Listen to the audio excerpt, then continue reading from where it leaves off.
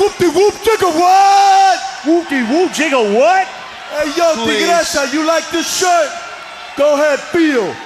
That's enough. Yeah, that's enough. The juice is in the house is in the juice, baby. Word to your mother. All right, a little tough to sort it all out. Dean Malenko, come on in, cruiserweight champ. Coming up, your title defense at the Bash at the Beach on July the 7th. And apparently a very rude interruption on the part of this band, the DISQO INFERNO. You know one thing, Gene, I'm not going to stand for it. I take this cruiserweight belt. Don't you ever or even think so. Oh, hey, Mr. Personality, this whole show is about television ratings. Now, everybody knows that DISQO INFERNO's on a Shake Your Booty tour. My new Shake Your Booty tour CD just went gold, and everybody wants to see me dance. Now, hey, let's face it. You and Bobby Walker just were not having a good night, and let's face facts, you were stinking up the joint. Hey, that I'm going to take exception to that, Dean Malenko. Hey, come here. Give me this. Hey. What's your story, pal? Hey, I just figured that it was a perfect time for me to come down and do a little dance, make a little love, and get down tonight. Now, if you're upset with that, excuse me. Hey, Malenko, you may be the man of 1,000 holds, but I just sold 1 million CDs. I think this guy's got a little trouble. He's introverted, I'd have to say. DISQO INFERNO, you're right, I am the man of 1,000 holds. But at the Bash of the Beach, it's just going to take one to take you out. Thank you very much, cruiserweight champ Dean Malenko, and stay tuned when we come back. More action.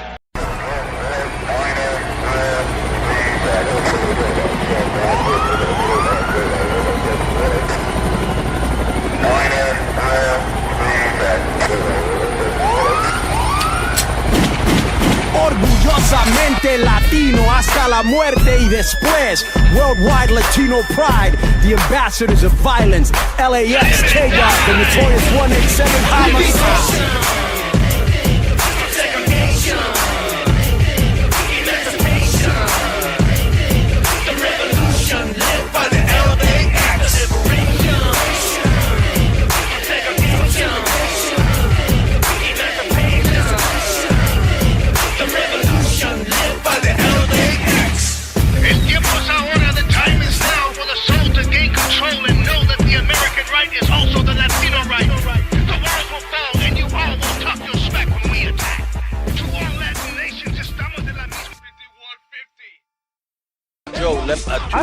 Let me ask you a question. The WWE, the NWA used to have the bunkhouse stampede matches, and they'd be like these street fight battle royals. All right, what do you think one of those would look like today? Well, you mean because those were a big draw. The bunkhouse stampede series was always drew because guys, a lot of guys would fight, brawl. Dusty was usually the winner because he'd come out there with cowboy boots on, his fist taped. So how many guys? And listen to the guys who would be in there, like Lex Luger, Hawk, right? Like it was funny, like Dick Murdoch. The horse would come dressed like a street fight, but they would, Flair would have slacks on, like a polo shirts, and the other guys would have like tank, wife beaters and their fist taped and stuff. But it was fun, it was just an entertaining concept. Bro, and listen to what you just said. Listen to what you just said. You could do that today, and that would still get over. No way. Who could brawl? Yeah, you have a bunkhouse stampede with. You could do. Yeah, you could do that. You could show that match today, and it would still people would pop on it. Because it looked like good fighting. Right. But no. That's the problem. Nobody can brawl. Nobody can punch. Nobody punches. Everybody throws forearms. Who throws forearms in a fight in the street? I know there's not a street fight. But that's what. But in Japan, like they're into forearms, right? I know. Like you try that shit in Mexico, and they'll boo you out of the fucking building. In Mexico, you have to punch. You know what I'm saying? Like you have to. It has to look like you're in a fight. And bro, they're because still that's the thing about Mexico. Mexico's still kind of old school that way. And in my head, I'm thinking, when is the day they're gonna become like Americans and start throwing forearms and But right now, I'm lucky. I still have that old school mentality with them. Yeah. Plus, even when guys do run-ins, they're throwing forearms. Right. I'm like, what the fuck? What are you doing? Like, bro, it's like these guys. I'm here's the thing. So what these guys are is like they're very skilled at the acrobatics. But they just had they get like an F on a if you're grading them A to F like you're grading paper, they get an F on some of the basic skills. It's like it's not. I see the clips, I'm watching a lot of this stuff, and it's not. I'm just thinking, I'm like, bro, they're going on national TV, and that's what they're going to put. This is what they're bringing to a national audience. I go, and I'm telling you, I do not think, as it is right now, with what they have on that roster, that it just goes down. It's just like these fundamentals that the younger generation doesn't give a fuck about. Because I'll give you an example. Look how many centers especially like when Dwight Howard would shoot, or fucking Shaq, or like they couldn't even hit a free throw. You know what I'm saying? Right. And you'll see a lot of centers these days. They just can't hit a free throw. Back in the day, you didn't see that. Everybody had their fundamentals down. The center would rather be hitting a 3-pointer. You know what I'm saying? Than a free throw.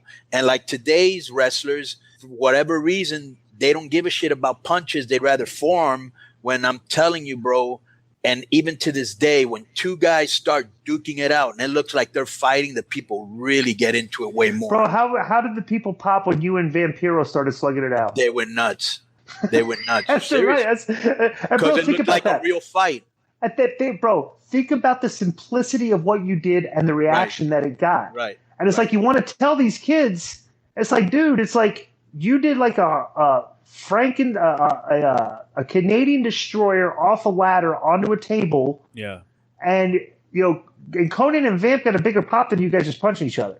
And you're going but you want to try to explain that. It's like, look, guys, maybe save instead of trying to this is the thing. I think these guys think they have to do stuff like that to have a great match. When realistically, the details in between all the spots are what makes the great match. The punching, the fight, the part that the other people aren't very good at. So it's like, I don't know. We'll see. And the subject is echo chambers in pro wrestling. Salutations. This message is for Disco. What do you think of echo chambers among fans of professional wrestling? Who do you believe they bring do you believe they bring negativity to the enjoyment of it as a whole? Examples: Dave Meltzer writes a newsletter about the professional wrestling business that he sells on his website. On Twitter, however, he posts his opinion in various tweets. If you disagree with his opinion, his fans will attack you, and depending on the situation, he will block you for something he calls the Mitchell Rule, which is responding to his tweet without having read the Observer. But this doesn't make sense to block people because his tweets are his opinions. More recently, during Clash of Champions last night, Brian Alvarez was tweeting, shitting on everything almost and saying how the show was bad, which is fine. It's his opinion. People responded with their opinion that they enjoyed it or found enjoyment in segments. Brian would block these people. He doubled down, saying he blocked them because no one is going to tell him the show was good, and if they think so, then they don't know what is entertaining. He tripled down on his post-show. The anti-WWF narratives some speak of seems to come from the dirt sheet writers who have large audiences. People are constantly telling these guys they're biased, which is true to a point. We're all for some things, but they disagree. Realizing this, I've come to the conclusion that I consider their tweets fan opinions and the newsletter their actual work in journalism. What are your thoughts? Well, I consider, all those guys have editorial privilege. I mean, they report stories, but then they're trying to drive their opinions as like they're thought leaders in this business, and I only look at what they say as opinion based. If they try to sell it as fact, I don't, I'll disagree. But we're just disagreeing opinions on things we like and don't like. Secondly, I'll say them blocking people all the time that just disagree with their opinions. That's I don't do that. I don't have a lot of respect for people that think that they're intellectually superior that do that with people constantly. I think you're being very dishonest in what you think about things if you're just constantly blocking people that disagree with you. I don't think that lends to a lot of thought-provoking material. Well, didn't he say in the letter that he was blocking people because they were saying they liked the show, and he was like, "Well, if you like it, you don't know wrestling." Blocked. Right. Like, really? Yeah. You want to block him because I can see if he was saying, "Hey, you're a dick, Brian, you suck, whatever." He doesn't want to hear no negativity. Let me block this clown. But just because, like, for example, and I just want to say this real quick. If I were to go right now and I didn't like it too, right? and I thought they punked out the guy at the end horribly. I just thought it sucked. But if somebody were to come on the thing and go, "Hey, Conan, I don't like your opinion of movies. I think it was good, and just like you thought Suicide Squad was good, and that sucks, and you suck." You know, I'm like, all right, well, whatever, big fucking deal. You know, you didn't like the movie. But I'm not going to block you because you disagreed that I like something. Here's the difference with these guys. And this is the difference in, like, you know, I don't care what you could dislike my opinions, okay? But I have buried people, professional wrestlers on this show, right? And I will bring them on to discuss it so I can say, like when Joey Janela and Leo Rush did that spot. Right. We brought on Joey Janela. Right. Hey, why did you say that? Okay, so I am very open. If I disagree with something you do, and you disagree with me, I am very more than willing to engage with you on this podcast or in this thing and express our differences, right? Bro, these guys are the type of guys that will bury Vince Russo for years. Vince will invite them on the show. Yeah, but you've got to remember, bro, there's a big difference. Let me tell you why. And I've told you this. No. You wait. Let me tell you this because I keep saying this and you still don't get it. Because when you bury people, it isn't personal. So you have no problem bringing them on because you have no real heat. These guys bury Vince and don't want to go on his show because it's personal and they don't want to fucking deal with him. All right? Just because Vince wants to have him on, they don't want to come on. He already attacked them, buried them, makes fun of them. Well, time out. If they don't want to go. Well, then don't run your mouth about them. You can do whatever you want. They can do whatever they want. But that's not. Then I'm a better person than those people. Okay, well, I'm a podcaster. I'm a better person. Okay, if you want to argue, like I'm a person that's open to engage in discussion and argument. Right. If you're not that type of person, I am a better person than you when it comes to argument and discussion. I'm better than you at it because your stuff isn't personal. There's a personal beef between them. You know what I'm saying? Well, they don't like Vince. Vince does not like them. Every party claims it's nothing personal. Because that's bullshit. Nobody ever tells the truth. All we do is bullshit each other so we don't hurt each other's feelings or look bad on fucking social media. You know there's personal issues between them. Vince can say there isn't, or they can say there isn't. But you're arguing the same point I'm arguing here, though. What? Or you're arguing the same point that those guys, you know, shouldn't be blocking people that disagree with them. 1,000%. Okay, so we all agree with that, you know? Yeah. 1,000%. And I'm saying another thing that they do is they refuse to engage. But they don't like to go on shows because, like, you'll invite somebody on a show because it isn't personal, right? They don't go on Vince's show because there's a personal beef between them. They don't really like each other. They may say it doesn't bother them, whatever the fuck they want to say, but they don't like each other so much that they can't go on each other's show. You know what I'm saying? Vince will do it because he likes the fucking, you know, he thinks it's good for ratings and what. Do you think people? Wait a minute. Do you think the people that come on the show to argue with me like me? Do you think people that I've buried like me? Like who? I don't like anybody. Like these people. Who have I buried? Scott likes you. I think Cyrus likes you. Didn't we bring Marcus? Do you think Marcus Everett likes me? I think so. Yeah. Even though he's on the list. I think you imparted some knowledge on him. Some people think it's an honor. Some people think it's a badge of honor to be on the list. Well, if you think about Marcus, I mean, Everett, Jesus Christ, we even brought Mitch Valentine on this show. Right. So that just shows you we will literally bring on anybody, right? Yeah. With Marcus Everett, all you really did was try to talk to him and advise him and show him the error of his ways. And I don't even think he wrestles anymore. I think he's doing real estate now. So you inspired a whole career change for the young man, Marcus Everett.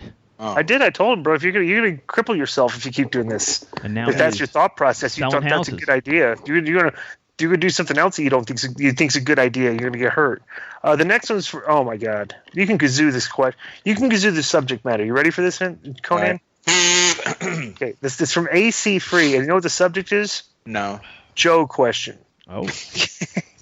Hi guys, been listening since episode 1. I've also been a fan of Joe since he started speaking up more and more since KG was fired back in the day.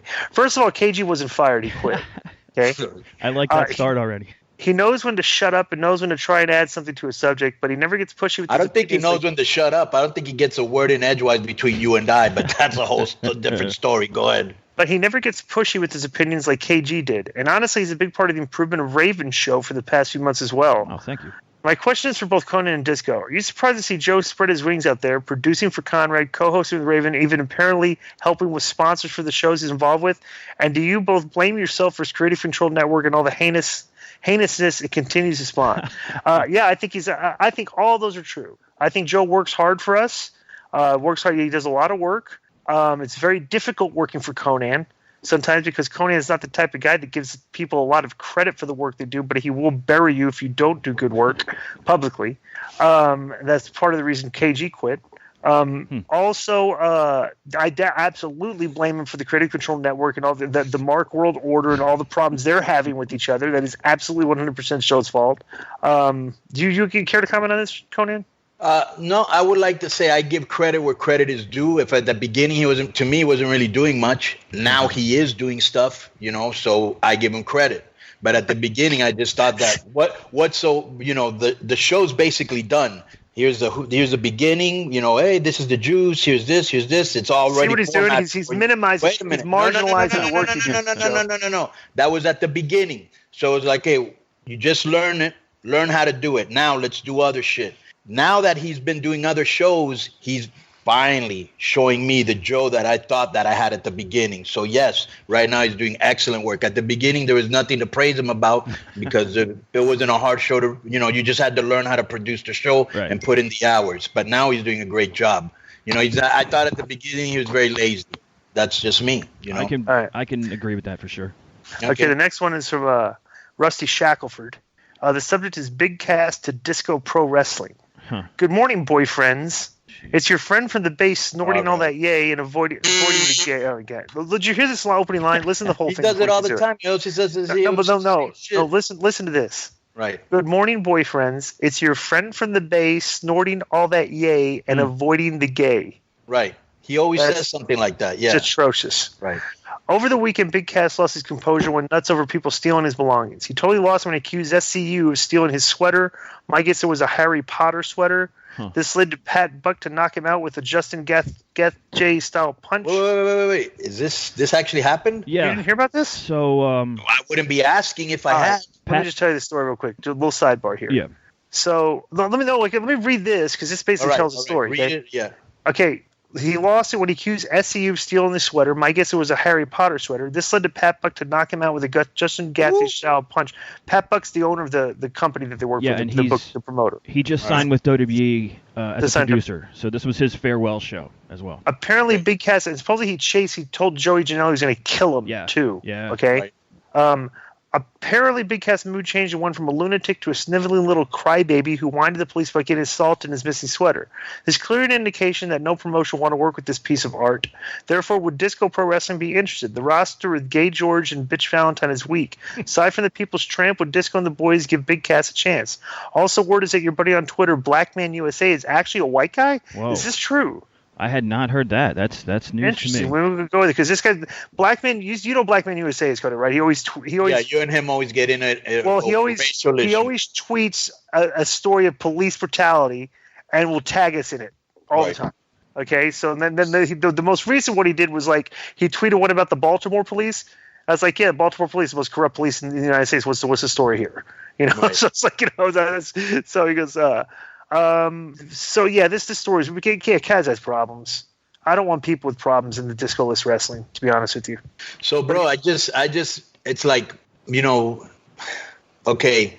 So, Kaz and Enzo, right, have been charging a lot of money. At least they wanted to charge me a lot of money to go to Madison Square Garden because I was thinking of doing something with them. Mm-hmm. Okay. Mm-hmm.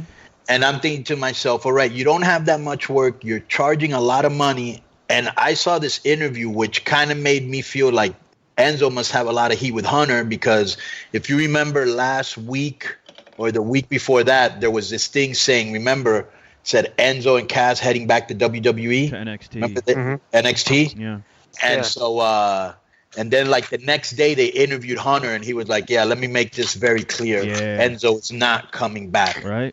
I was like, okay, he's got heat with Triple H personally. And so I talked to somebody there in WWE and they confirmed that. So if you've got heat and you haven't been hired by anybody, doing shit like this isn't going to help you get any work. No, of course not. Especially because the guy that he got punched by just went to WWE as well, And he's also making a bad impression for himself on guys that were there, like SCU, like Kazarian and Daniels and Scorpio Sky were all in the locker room. You know? Yeah, we're supposed to get Frankie Kazarian back on this show, right? Yeah, we might get a little. Yeah, we get the inside on that. We got to get that. We got to get that. You know what? Actually, wait. This is going to be a three-headed monster. Call Frankie Kazarian right now. Call. Let's do an ambush here. Ambush train. Get some info. So, and plus, the great thing about Frankie is we get the story on this. We get him to do the Juicy Seal next week, and we also get him to bury Kenny. Yes. Oh, they're playing Georgia, aren't they? Yes, they are. Yes. They're 13.5-point underdogs. Yeah. And that's just telling you that Georgia's going to kill them. At least the bookies think they are. Yeah. All right. So Joe, you got two things to do here because this next tweet, I'm going to be putting you to work. The next one is from Joe Meyer. Conan, you're going to. This is okay. This mail Joe Meyer, but this question, this whole thing right here. We're going to put Joe to work. He's going to find us the clip, and we're going to hear for ourselves. Okay, you ready for this? Huh. The subject is JoJo and the Raven Effect. Dear K100 crew, I know you enjoy updates on JoJo Moonlight on the Raven show, so here's something you need to know. The absolute lengths he goes to put Raven over with an unbelievable belly laugh is both frightening and embarrassing. His laughter was uncontrollable when Raven shared a joke from the mailbag. Want to hear the joke? Do you? Here's the joke. Raven, if you are what you eat, is every second bite cannibalism? Feeny, ha ha ha ha ha! Like I guess Joe cracked up for that joke, and he's still laughing. He is for several seconds, an uncomfortable amount of time, even for the most hilarious of jokes. I was waiting for Raven to say "waka waka waka" like Fozzie Bear from the goddamn Muppets. Di, next time you're in the Philly area, I'll pay to come head slap my ears until I can no longer subject myself to JoJo going out of his way to laugh at this drivel. Thank you for your time, Joe Meyer. Do you have that clip, Joe? Thank you for listening to the Raven Effect every week, Joe Meyer. By the way, I'll find it.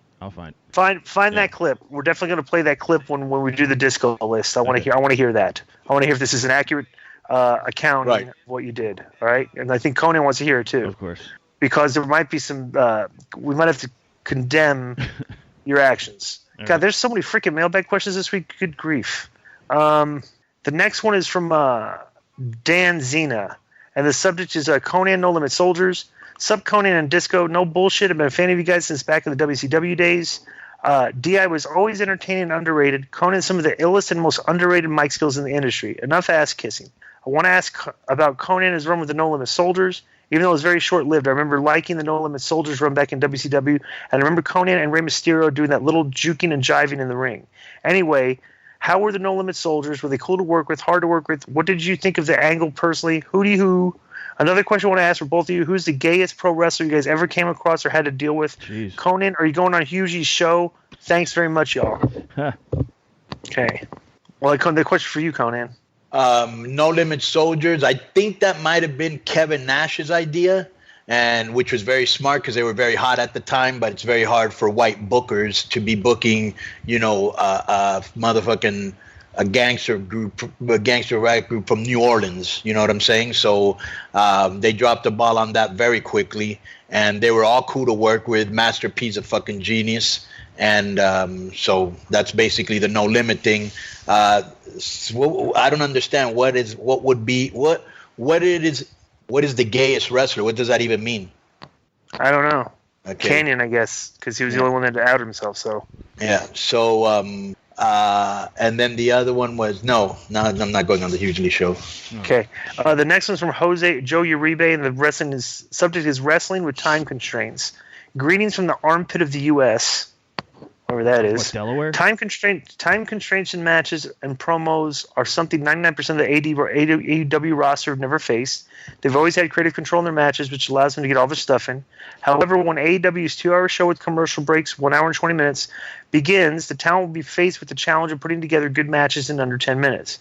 To make matters worse, AEW didn't use their 4 pay-per-views as a sort of trial run to get the roster used to wrestling with time constraints, a huge mistake by the guys in charge. How much of an issue do you think this will be for the talent? Can you elaborate on the importance of a program to knock over the time allotted to them by a network, and of how not hitting their time can affect the way they're viewed from a professionalism standpoint?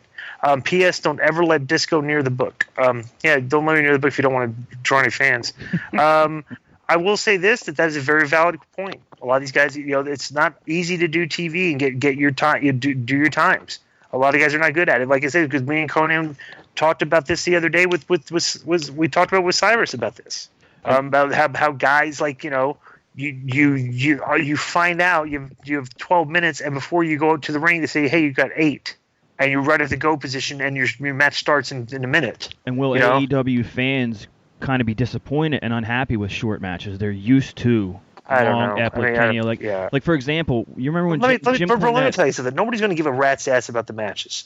Everything is going to be around the how is the creative, okay? Because if they think that a bunch of people are going to watch your show because their matches are great, you're not going to get a large audience for that, all right? So that show will be judged on their angles, right? Like every show should, because all the guys wrestle the same these days. So the next one's from Joshua Runyon.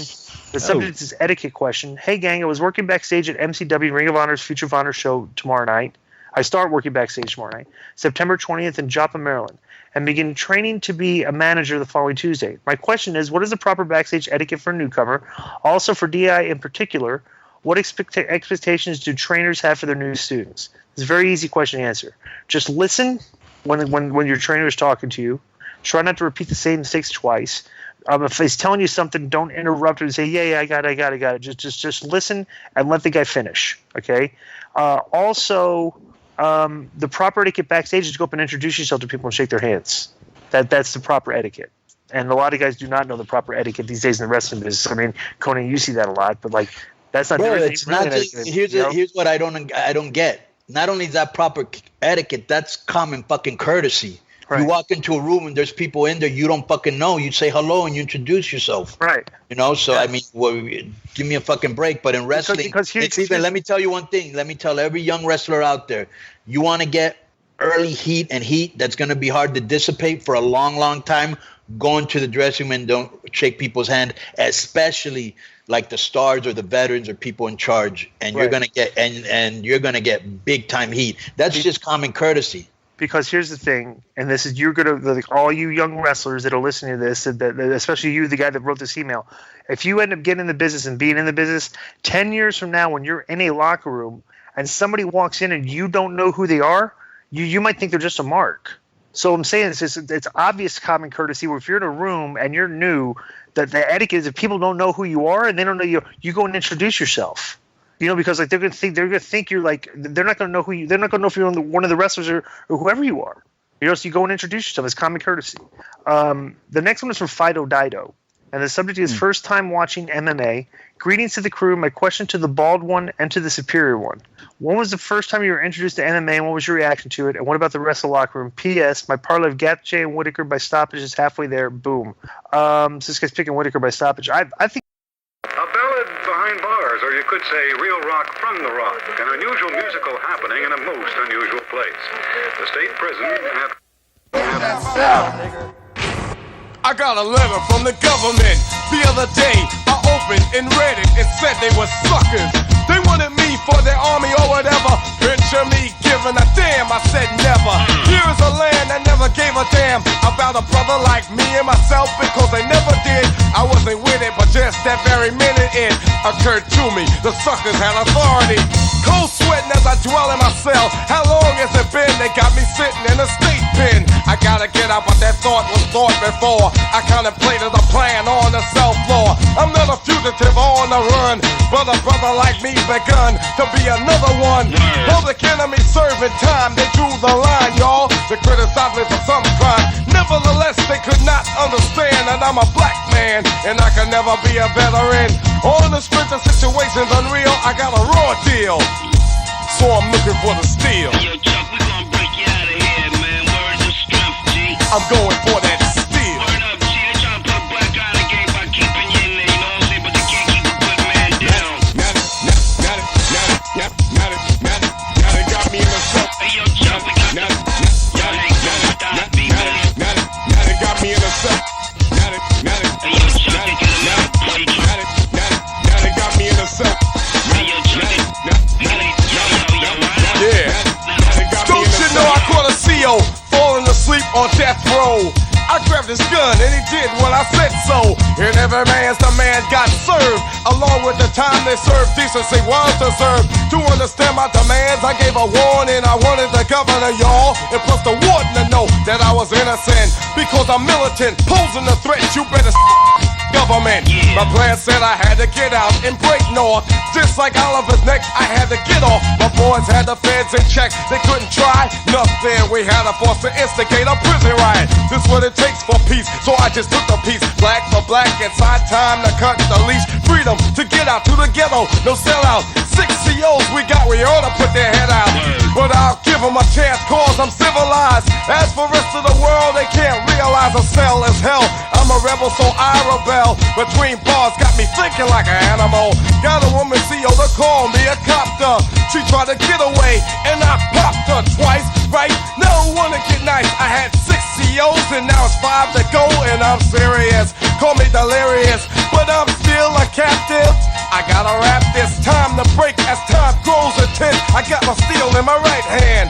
Now I'm looking for the fence. Hey, yo, Chuck, we got the dope plan in effect. G, word to the strength, man. I'm looking for that fence. Word, I got the 98 posse, Professor Good for the S1. Yo, Chuck, we coming, man. As I ventured into the courtyard, followed by 52 brothers, bruised, battered, and scarred, but hard. Going out with a bang, ready to bang out. The power from the sky, from the tower, shots rang out. A high number in dose, yes, and something close. I figure I trigger my steel stand and hold my post. This is what I mean, an anti-nigga machine. If I come out alive, then they won't come clean. Then I threw up, my steel bullets flew up. Into my surprise, the wall and tower blew up. Who shot what, who, what, the bazooka was who? Into my rescue, it was the S1W. Secure my getaway, so I just got away. The joint broke from the black smoke. Then they saw it was rougher than the average bluffer. Cause the steel was black, the attitude exact. Now the chase is on, telling you to come on. 53 brothers on the run, and we are gone. Everything was when I got introduced to MMA. The first UFCs. I started watching the first ones. Did you too, Tony? No. I was watching it way back when in Japan, like when Choshu win and shoot kicked when Maeda win and stuff. No, that was still New Japan. Rings? Well, to me, let me tell you what happened. This guy, what's his name? Akira Maeda, you know him, right? Yeah. Okay, so Akira Maeda had heat with Choshu, right? He was like this young guy who didn't want to wrestle a traditional style, and he wanted to look more realistic. So as a punishment, they were going to send him, listen to this, this was his punishment back in the day. They were going to send him to Mexico or to WWE, and he didn't want to go there. So words were thrown and shit like that between his camp, which were like the younger guys, and the older camp. And in a match, Choshu had somebody in that scorpion lock, and he came from behind and shoot kicked him in the eye and fucking busted his eye. And it turned into Maeda leaving the promotion and starting his own promotion, which might have been either UWFI or Rings. I'm not sure which one it was. So I was watching it way back then. Interesting. Yeah. The next one is from Tito the Don. Subject is future of NXT. Hey guys, I enjoy the show and a long-time listener. My question is, with everyone watching to see if AEW is going to fail, what do you think is the future for NXT? NXT was basically a glorified indie show where WWE's future talents can practice their in-work and mic skills and to get used to WWE style. Let's face it, a handful of top stars they might have right now were stars in Ring of Honor or worked the indie scene dry to get their names out there to be recognized by the WWE. Now, instead of going to the big leagues, as they say, they're going to still have to perform in front of 500 people weekly. I find it hard to believe Vince McMahon is going to let the NXT title outshine the WWE Universal title. It feels like another version of the ECW reboot they had. Do you think they're going to let talent weave in and out from shows since they aren't supposedly doing call-ups anymore? Is it still a show for their future prospects to work on their skills? I would like to know what you guys think. Your boy Tito from Chicago. I don't watch it. I mean, the NXT to me is a minor league show. I'm sorry. That's just the way I look at it. I've watched the show before. You have some guys that are talented and like obviously over, but some of the work is just way too green for me.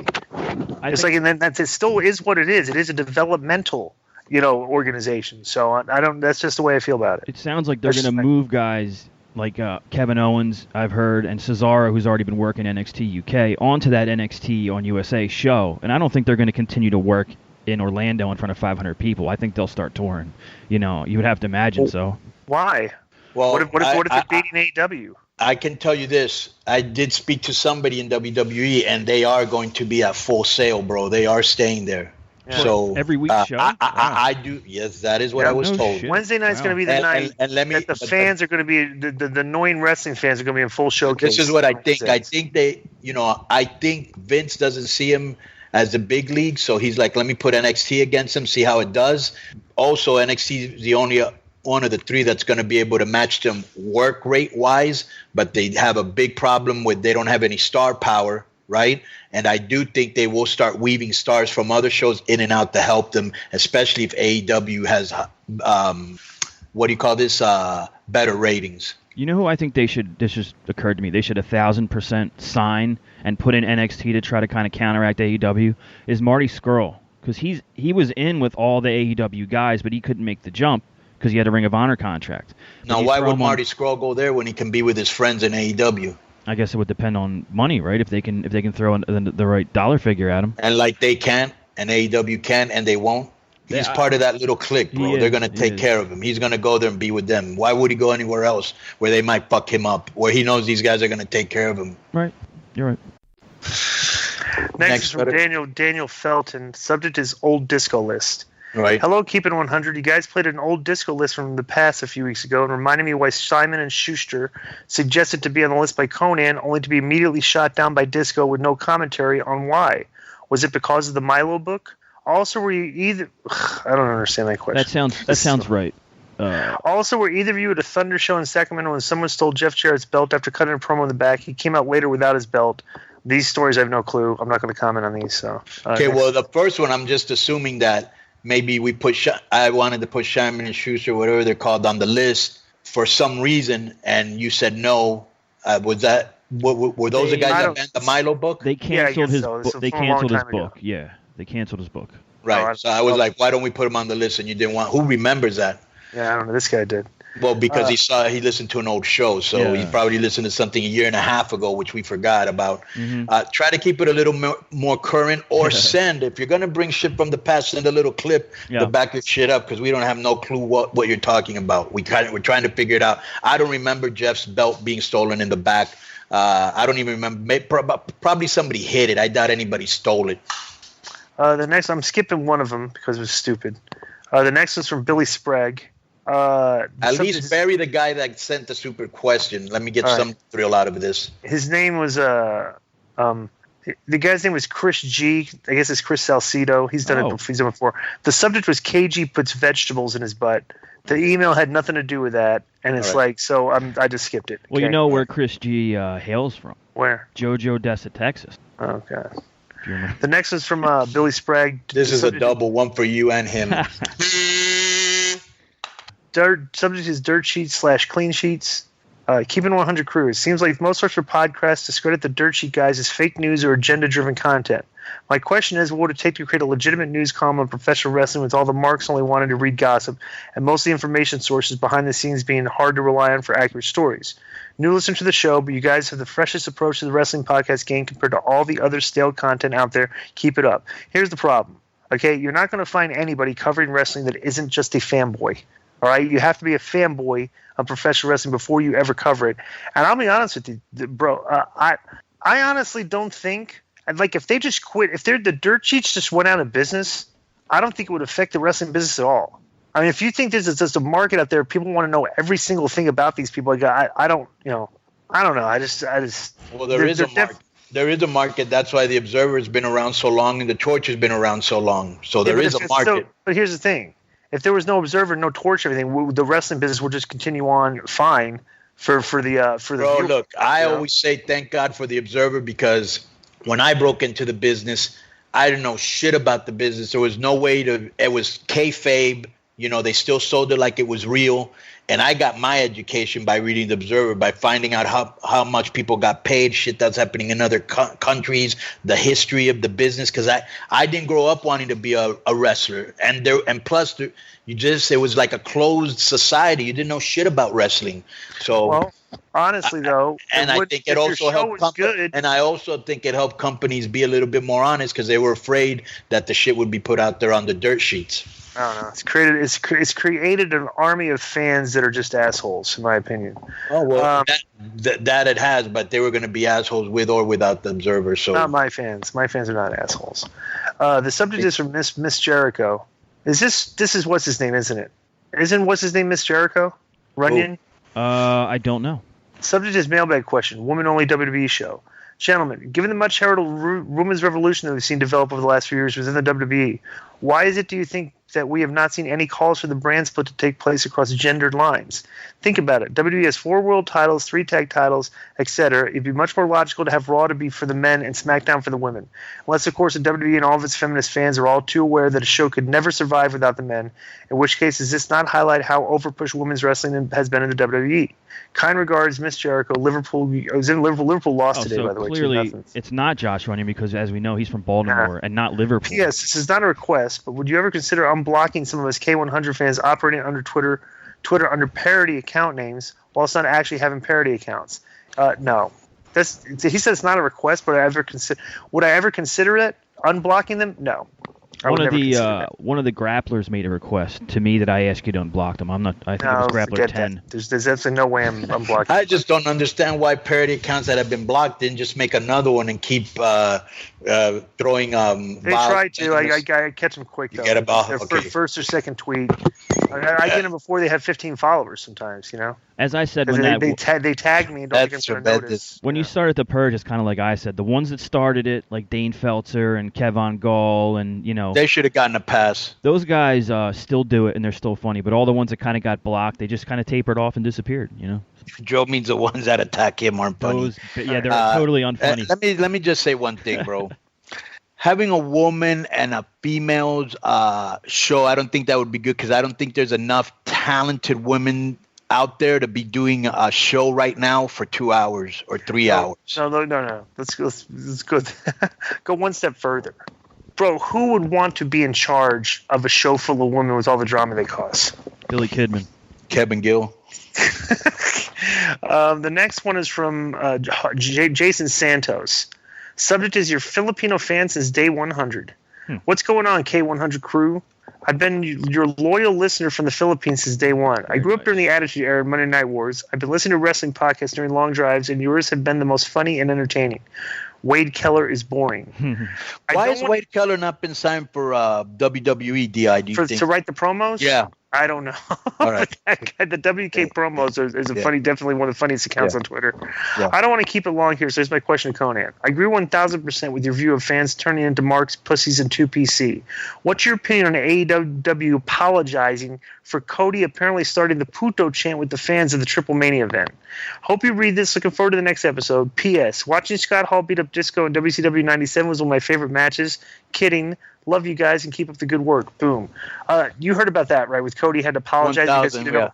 Bro, and me and Vince talked about this. They were trying to spin it because like Cody called Vince a homophobe. It's the same thing. No, it's not the same thing. Cody's doing a chant that he probably had no clue what it meant. Everybody's chanting along with it, the fans and everything. So why would he think that was homophobic or anything? It's a different fan base in Mexico. People trying to make people apologize for things they did in front of different fans that don't care is ridiculous.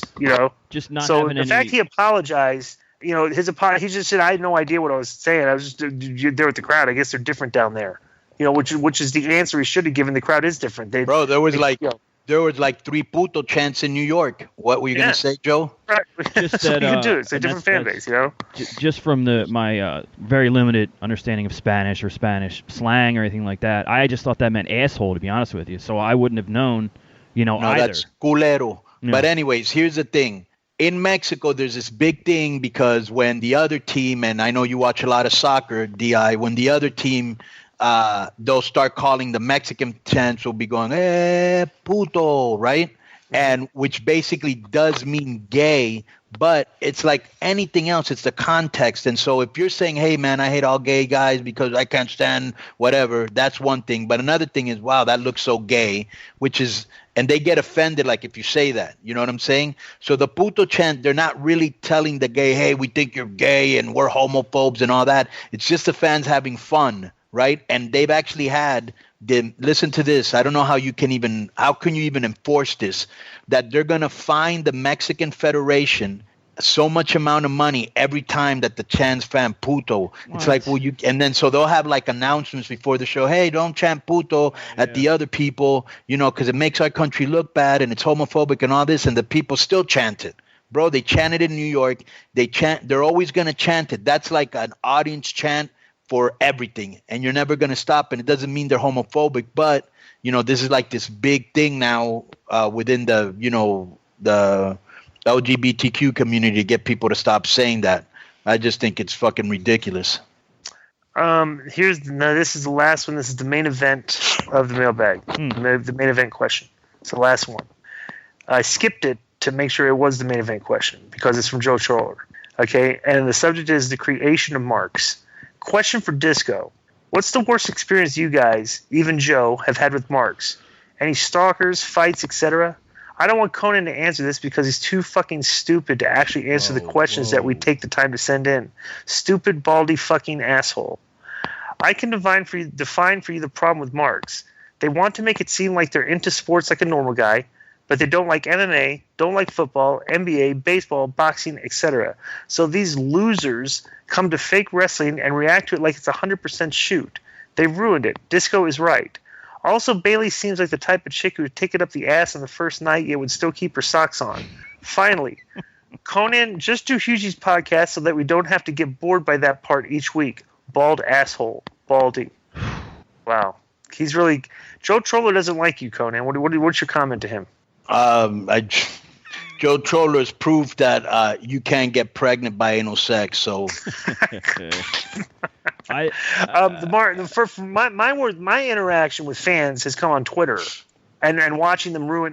Here's the thing. Here's my thing with the fans is when the fans ruin good TV segments with their stupid chants, and they ruin it for the others in attendance. Okay, and the fans that come to the defense of the fans that have ruined it, trying to say that they're not ruining it, that they're playing it. Those are the when I say I hate wrestling fans, those are the people specifically I'm talking about. Okay, the fans that take it upon themselves, that think they're part of the show, that ruin it for other fans with their dumb chants and everything, and go on Twitter and will openly disrespect people in this business. Okay, and just trying to get themselves over.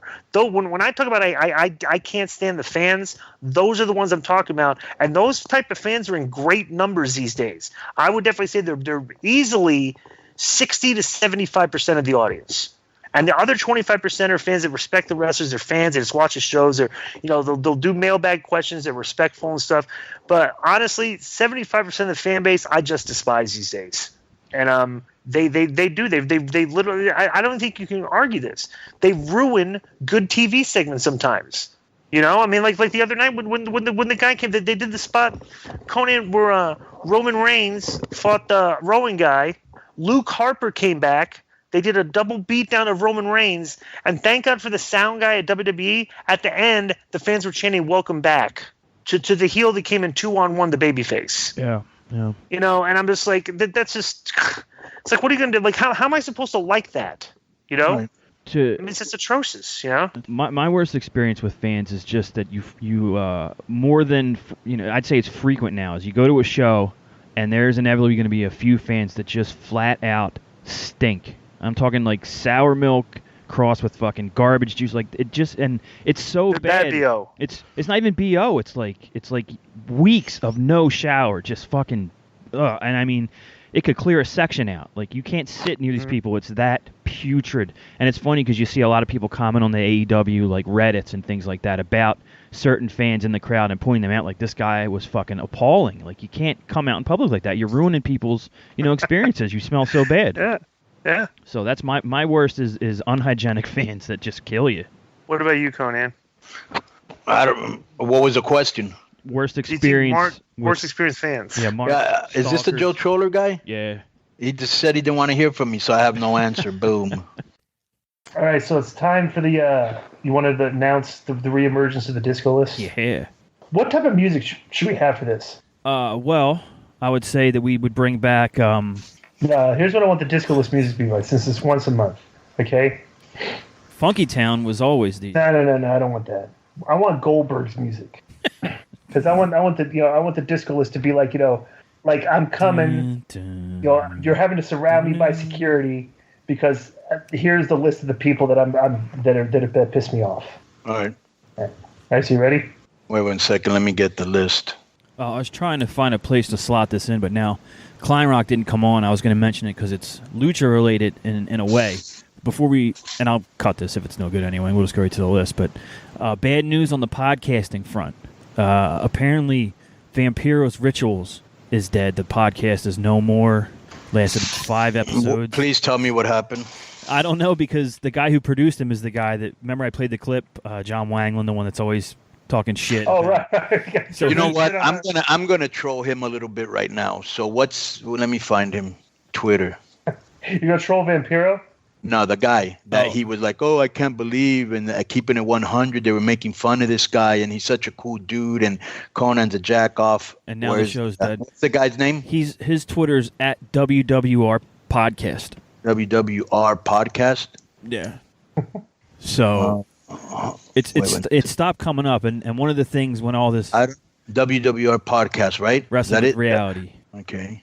But not even knowing, not having any personal dealings with Vampiro, not like you guys have, but from hearing things and whatever and stories, I predicted in August that it wouldn't make it out of October. And not because of, I just figured that there's no way he's going to be able to make this guy any money on such short notice with no listeners to build from and whatever.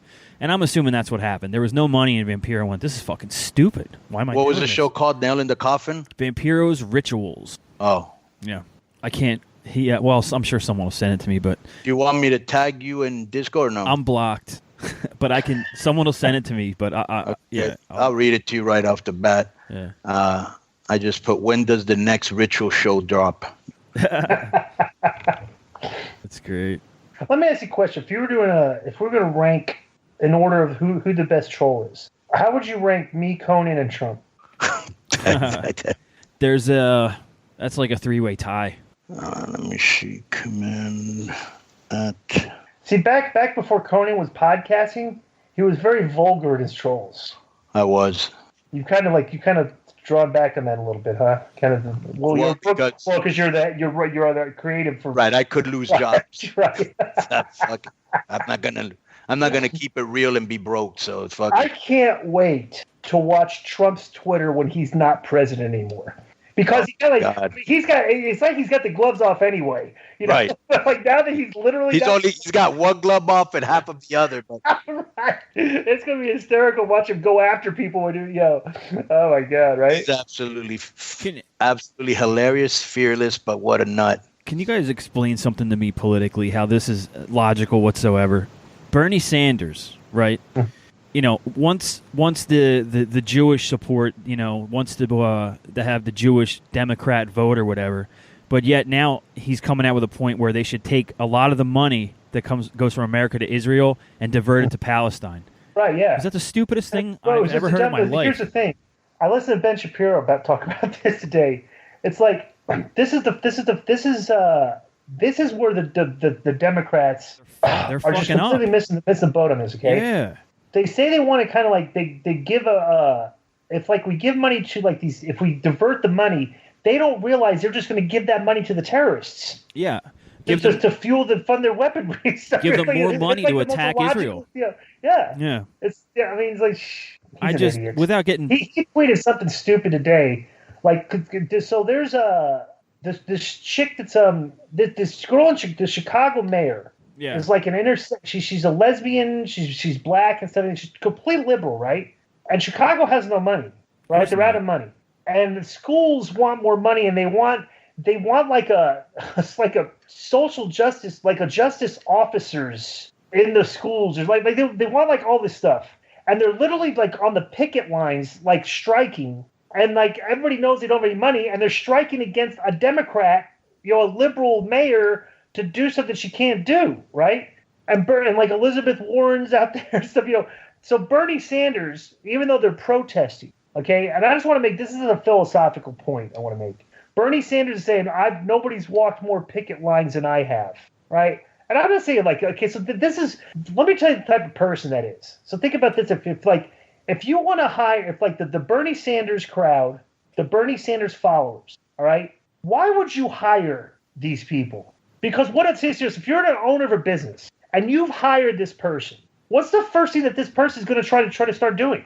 Try to get more money, right? Try to get more from you, you know? Yeah. And if you don't give it to them, they're literally trying to tell you that they're going to get everybody to not go to work so you will give them what they want. And like, why would you hire people like that? Well, I mean, seriously, would you hire people like if I'm hiring people, and I'm asking, are you a Bernie Sanders supporter? Are you a socialist? I'm asking that because if I hire you, this is what you're getting paid. You're signing on for this job, and this is what I'm paying you. It's like I don't want you trying to be asking for more money, as soon as you start working something, because that's what these people do. They think money grows on trees, and it's a fascinating concept. It's an easy to get followers because your followers are probably people that are not successful in life, and there's a lot of people that are like that and probably thinking that they've been wrong and stuff. But like people that like work hard for a living and stuff, you're a lot different from people like this. If you work for a living and work hard for your money and stuff and all that, you want to strike and picket your employer, the people that are paying you, to work. I just think it's fat, and I don't know. Maybe I'm old school, but to me that's just a cut and dry thing. Right. What do you think about that, Joe? I thought 8 or so years ago that Bernie Sanders made a lot of sense, and I don't know if I've changed or if he's changed, but to me, almost every one of his policies or ideas or anything these days sounds crazy, sounds way too left, and they continue to pull that party away from me, where I thought I was a Democrat up until about 8 years ago, and just some of that stuff. Like for me, I always thought Israel and Palestine was cut and dry. Like I said, the term cut and dry. Like Israel, what was the problem there? I wasn't listening too much. Well, I was reading something. What was the problem there? Well, Israel's always attempted to broker peace and whatnot, and Palestine's literal charter is we won't stop until Israel's wiped from the planet. Yeah, that's Hamas. Which is one of their governing bodies. They don't even have government there. Yeah. Israel's done a lot of atrocities in Palestine. Let's keep that real, okay? Yeah, and the United States has co-signed it because we're the biggest thugs in the world, all right? So let's keep that, Bro, I was in the motherfucking military. I saw and read so much shit. Fine, but the United States are not terrorists. We don't have. We've done terrorists. Hey, we want to wipe out Palestinians. We're not terrorists. I said thugs. I said thugs. Okay, thugs are different than terrorists. Terrorists. Wait. Did I say terrorist? No. No, I said thugs. All right. You're a thug. So you were a thug. One thou wow. You're a thug. You're outing yourself as a military thug. Mercenary for hire. That's all the military is now. Oh my god. But all the other concepts like the free tuition, the free this, the free that, it all just sounds like pipe dreams, really. And it's how are they gonna pay for it? Like money does not grow on trees. Well, he said they were gonna have a national sales tax. But anyways, so who resonates with you, Joe? On one side, we know for sure DISQO's a Trump guy. Right. Who resonates with you? Right now, I would vote for Trump again. And that's only because I don't think Tulsi Gabbard's going to be given a shake. And she's the one on that side of the fence where I go, Jesus, she sounds fucking logical. The other ones all back about each Mayor other's. Pete? He sounds like a jackass or what? He's kind of out there with something. He's trying to work as a moderate, but he's really because you don't want to be the only one on stage that doesn't agree with open borders, for example, or doesn't agree with free tuition or whatever. Once someone says it, then everyone agrees. All of a sudden now Biden's for this, and Bernie agrees with him, and Warren agrees with them. So they all agree with the same thing because they don't want to be left out, it seems like to me. But Gabbard's not afraid to stand on her own, How about the Korean guy? The AEW fan? What's his name? He's pretty smart, He's bro. pretty smart. The AEW fan. Here's the thing. Elizabeth Warren is probably the single most intelligent person in that race, okay? Because she's a former Harvard law professor. She teaches law at Harvard, or she's taught law at Harvard. So that's you're talking about a very high IQ person. But she's completely a dishonest politician because she has all of her things that she used to talk about. What politician is honest? Yeah, but I'm saying, but she's being outed because she's. With the Pocahontas, with the Indians, Native American, she comes across as very, very dishonest, even though she's probably the smartest person in the room. That's like Mayor Pete comes across very intelligently. Tulsi comes across very intelligently, and Andrew Yang comes across as very intelligent. To me, Kamala Harris comes across kind of like snaky because a lot of her comments about criminal justice reform and stuff, and then Gabbard's the one that hammered her and said, "Hey, listen, when you were in California, you pushed all these hardcore laws about pot smoking and pot users, and you got all these people jailed for years and years and years. So don't talk about marijuana legalization or criminal justice reform when you were locking up anybody you could. Yeah, so. and then like she caught her, she get the zinger when she said, you're incarcerating people for marijuana, and you're laughing about having smoked a pot in college. Yeah. Yes, it's like, just very insincere. But like some of these candidates seem very intelligent, but then you hear what they the stuff doesn't make a lot of sense. And here's a philosophical position I have. They're trying to make it seem like corporations are all very greedy. Okay, now this is to me just a philosophical concept. All right, everybody's complaining that Amazon does not pay a lot in taxes. Okay, but when you probably have the most employees of anybody in the United States of America, like you have an army of people. All right, that's kind of like the money you're paying them is kind of like the concept of taxes, because you're making money and you're giving it to all your employees, okay, for doing the work, right? So it's like... So then you're not giving it to them, you're paying them for work. But you're taking your money, right, and giving it to them, to the people that work for you, all right? Right. Well, how else would you make money without them? Yeah, okay, but you wouldn't be making money so without... now you're making more money. You're not doing them a favor. Yeah, but here's the thing. Now what you're doing is you're making more money and you're building more things to pay more people. You're building like an empire of people working for you, and that's the people you're giving your money to. What the socialists are trying to say is like, well, you need to give some of that money to us too. But the concept is of a major corporation, like, wait a second, I'm going to give my money to the people that are working for me. Why would I give my money to you and Joe Feeney and DISQO? You're not doing anything for me.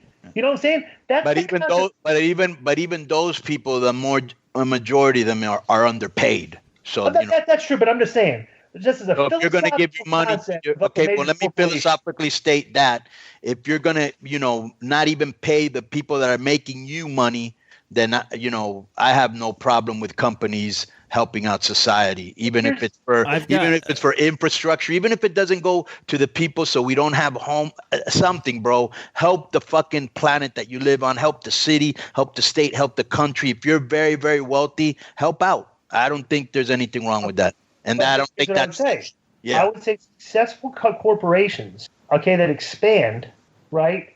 And that they obviously their corporations are successful. They're paying their people well. They're paying their people. The people they're paying people well. They're giving people money. You're growing your business, paying more people. It's like the government is trying to tell them how to spend, where they need to get, what they have to do with their money. I would trust a company like Amazon to take the money that they're making and use it to create more for other people than give it to the government, which is proven is a basic corrupt entity and is open for corruption.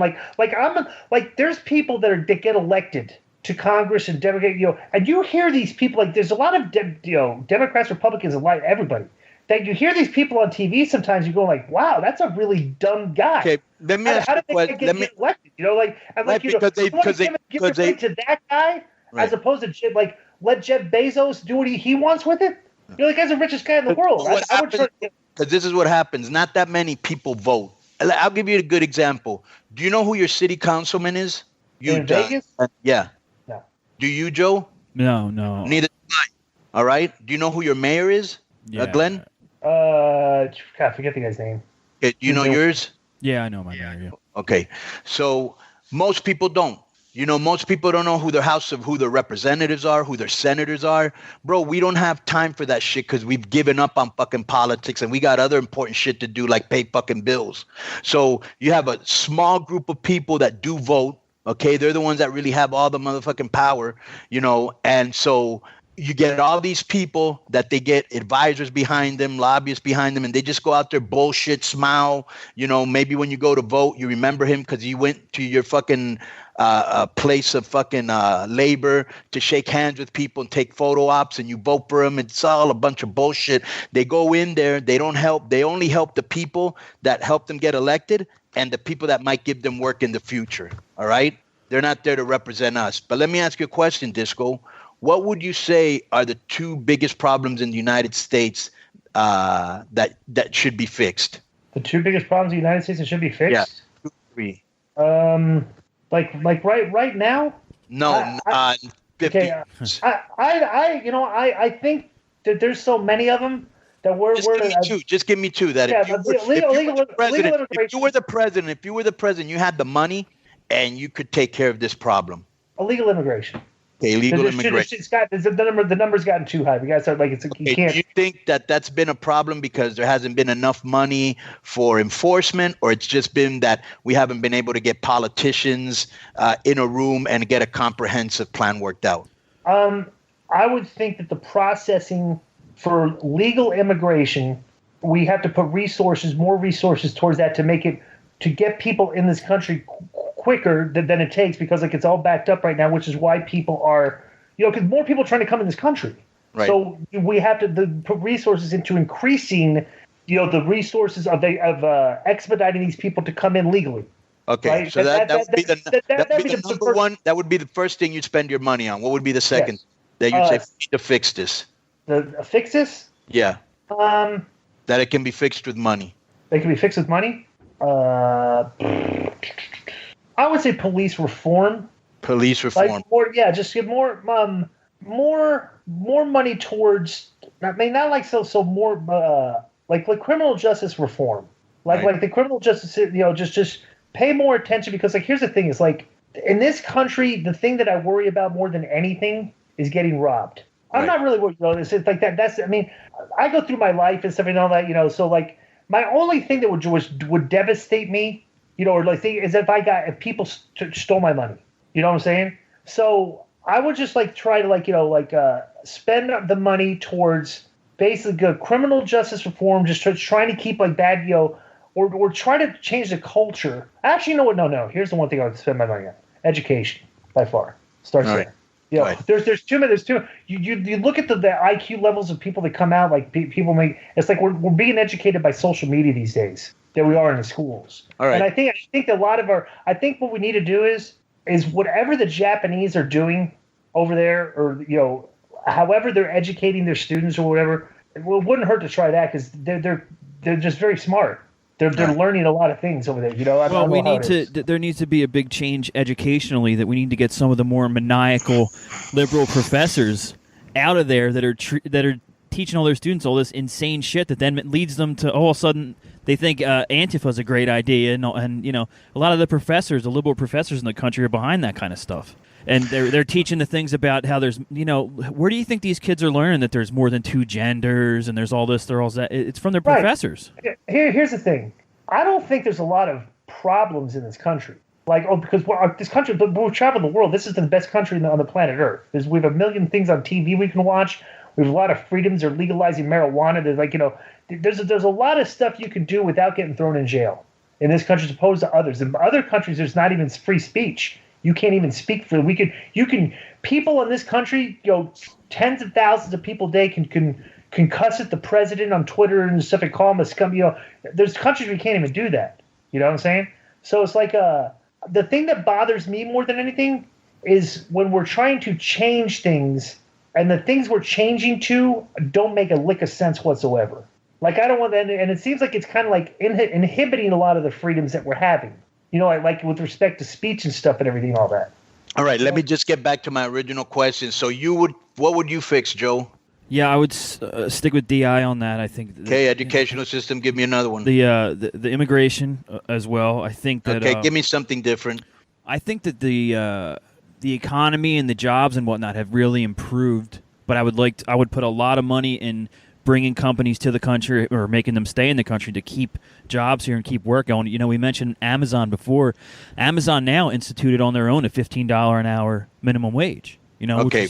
So this is what I'm trying to get at. So you guys were into education, immigration, and keeping jobs, attracting jobs from the outside, right? Mm-hmm.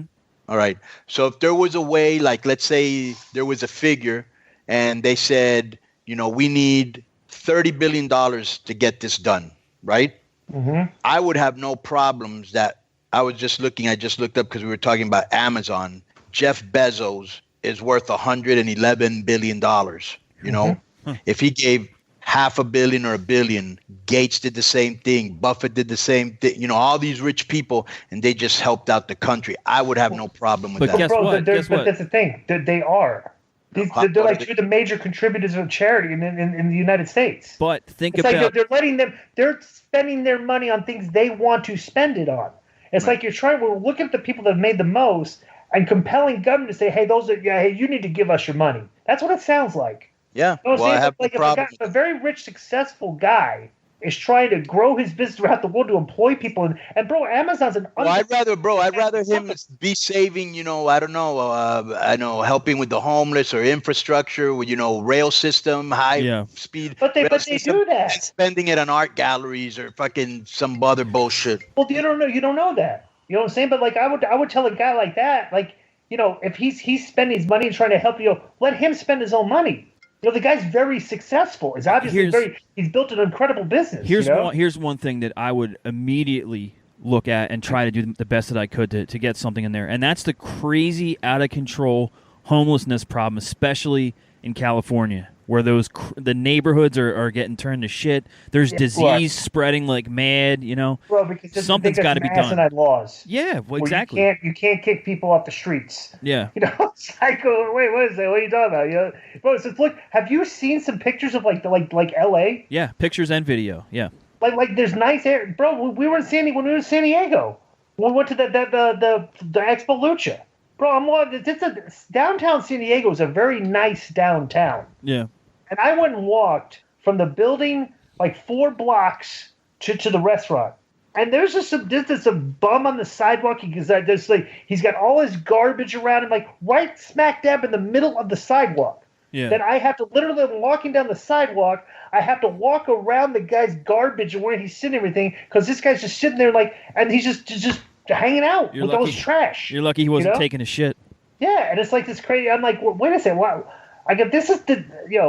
This shouldn't be acceptable.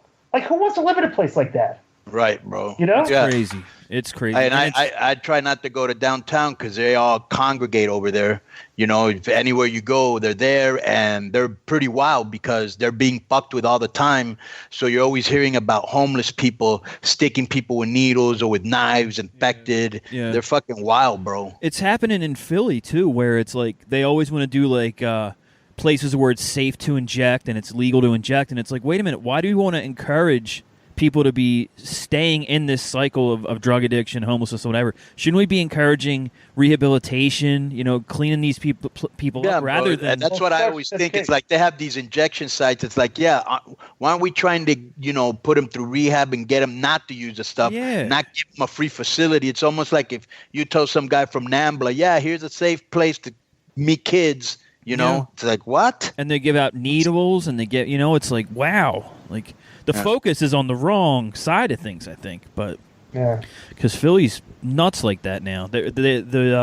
What's the show on? It's probably obvious. Isn't it called Rehab or something or whatever the fuck? The one show that's on A&E about intervention. So they were showing 3 people from my area were the focus on intervention a couple weeks ago, and one of the towns, like the apartment complex, is like 3 blocks where my wife and I live.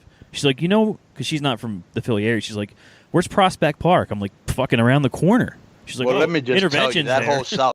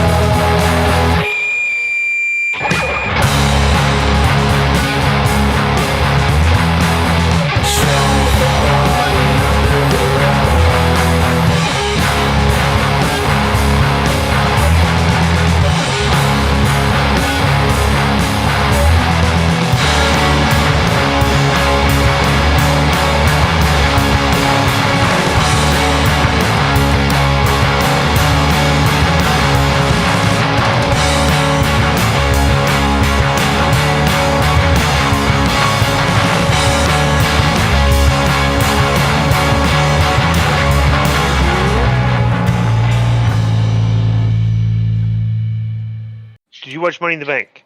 Yes, I did. All right. I don't know what. So they start off with the Money in the Bank, the men's Money in the Bank match. They did a gimmick here where everybody was against Paul. So like they would all gang up and beat him up whenever he got in there. That's kind of actually how they started the match, right? They all attacked him. Right. So they're basically they were telling the storyline throughout this that like they're all working together to make sure Paul doesn't win. A lot of good. It's hard. I'm not going to go over this match. If you haven't watched it, then I'm not going to explain it to you because it's obviously very complicated. Mm-hmm. But basically, whenever LA Knight like made an effort to get the ladder, the place went crazy. Like he was absolutely like the overwhelming fan favorite to win this match. So basically, they came up at the end. Knight threw Priest off the ladder. Escobar ran in and took Knight's finisher. Knight tossed Nakamura out of the ring. Knight climbed the ladder, and the fans were going crazy. Priest came back, and they did the good spot where, like, you know, they had the camera shot was just like Knight climbing at the top of the rung, and then the very end, last minute, you see Priest has climbed up on the ladder and like is picking up for like a choke slam, but he turns it into a broken arrow, and then Priest climbs the ladder and wins the match. Fantastic. What'd you think of this? What a swerve, bro, because this is what they did so awesomely. They had a close-up of Knight's face on the ladder, about to get the briefcase with the people in the back going crazy, right? About to be a feel-good moment, and out of nowhere, what WWE does so well, and like I said, I've copied them, you just saw a hand on his throat, and it was Priest. I was like, oh my God, what a swerve. That was great. The crowd loves this guy. He's mega over. They know it, and I'm sure they're going to do something about it. Bro, Paul has a lot of heat. Let me tell you, after Roman Reigns and Dominic Mysterio, I think he's got the most heat, you know? I love when Paul did the frog splash on Priest, and the crowd was like, you still suck. That was great. That London crowd is great, like they usually are. And then, of course, that move with Ricochet, you know, that Spanish fly that if Paul wouldn't have tucked his head, he would have gone face first into the table. I don't know if somebody taught him that or if that was just intuition, but, you know, Ricochet ended up doing like a snap Spanish fly because if not, they were going to fall. And I read this thing, and I don't know if you guys read it. I'm assuming you did, where Paul was talking about that. You know, what happened and that he couldn't believe that Ricochet was going to, you know, just, you know, take him without him even knowing what was going on because he was new. But that's the business. You know, he'd rather, instead of you guys falling, he just made sure that it got done. It's not really a hard bump. Paul's just taking a front flip. You know what I'm saying? And he even said, oh, he's unprofessional, which I'm assuming he was working when he said that. So the next match was the women's tag title match, and I didn't really pay attention to this until I saw that Shayna Baszler turned on Ronda Rousey at the end here and cost them the tag titles. And Raquel Rodriguez and Liv Morgan win the tag titles. I'm not I actually listened to the explanation on Raw, right? But this is just an unconvincing turn out of the blue that doesn't have a lot of weight behind it because I think they're just doing it just to do it. Right. So Meltzer reported that they're doing it because Rousey's injured. I've also read that she's out of here after the summer. So, well, either way, do something logical. Why she turned on her? And it was just out of nowhere, nothing. Just like build okay, up, and then and then you go, okay, let me wait for Raw, and then you heard it on Raw, and you're like, I've always felt that they threw these two girls together, Raquel and Liv Morgan. They don't seem to have much chemistry except that they hug a lot. Raquel's been there a while with almost zero character development. I've always said it. What's her gimmick? Okay, she's a big, powerful girl, but what's her gimmick? Why? I don't understand nothing about her. They haven't done a real good job explaining her. At least Liv, they tried to explain that she's crazy and she's, you know, like a badass, which I don't buy either. So yeah, I did like the commentary, kind of asking the same questions we were, Disco, like why did this happen? That came out of nowhere. So good job there instead of acting dumb. It says here it was probably the reason there was no buildup is because I think Ronda just let them know that she wanted out and she wanted her last. Bro, you could have done a buildup in the vignette starting the show. They're in the back. They're in the locker room. They're having words. Back and forth. They did nothing. They had time. There's no justification. I mean, they have the resources. It ain't like AAA where people can say, well, why didn't you do this or why didn't you do that? Dude, we don't have a lot of money in AAA. We don't have a lot of people. AEW and WWE does. This type of, especially as well written, the shows that they've been doing, this should not have happened. That's really all I'm saying. It could have been Gunther versus Matt Riddle for the Intercontinental Championship. We're already talking way too much about this show. I know. I didn't know there was a time limit on how long you can talk, but I'll put a timer on. It's like, I don't. A lot of these segments are kind of like, Well, that's what Gunther people versus pay Matt. for, to listen to this. Yeah. But it sounds like repetitive. Like it doesn't really, I only talked once on it, but go ahead. Gunther versus Riddle. They did a gimmick here where Riddle was selling the foot that they kept beating up. So Gunther basically beat him in pretty short order. Not a long match at all for a pay-per-view. 7 minutes 45 seconds. After the match, Drew McIntyre comes down to a huge pop, and he stares down Gunther. And then Gunther hit McIntyre, and they dropped him with the Glasgow kiss. And McIntyre did the countdown, and then put Gunther down with a Claymore kick. And then McIntyre picked up the Intercontinental title and raised it above his head. Well, obviously Riddle is just an afterthought here because the angle here is Gunther versus McIntyre going forward, who is a pretty good, credible challenger for him, I think. What would you think of this? Anything? Yeah, just the match was physical as you would expect. Riddle looks like he's wearing underwear with writing on it. Right before they went to the finish, Riddle had the guy in an arm, had him in an arm triangle, and then he picked him up. I don't know if you saw. Did you see the match, Di? Yeah. Mm-hmm. So he picked him up with his arm, right? And then when he slammed Riddle, and I don't know if you noticed this, but Riddle, instead of taking a flat back bump, he tried to break the fall with his arms like this, like his arms first. Bro, you have no idea how many guys I've seen themselves up trying to break a fall with their arms instead of with their back. So he risked real good injury there. But great aftermath. I like Drew coming out, and I think Drew and the Ring General are going to have a great physical match. Next is Cody versus Dominic.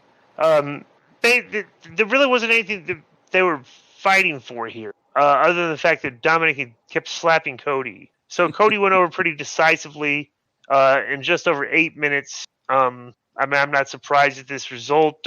Sure. They didn't need to do a long match, and Dominic doesn't get hurt by losing to Cody Rhodes. That's the way I looked at this. Any comment on this? Yeah, I would agree with everything you said. And another high-profile match with Dominic, who has way less experience than Cody, and hung in there with him. I mean, he's still developing, but he's doing good. They've handed him the ball and thrown him in the deep end, and he's doing good. So, surprise out of nowhere, John Cena comes out. Huge pop.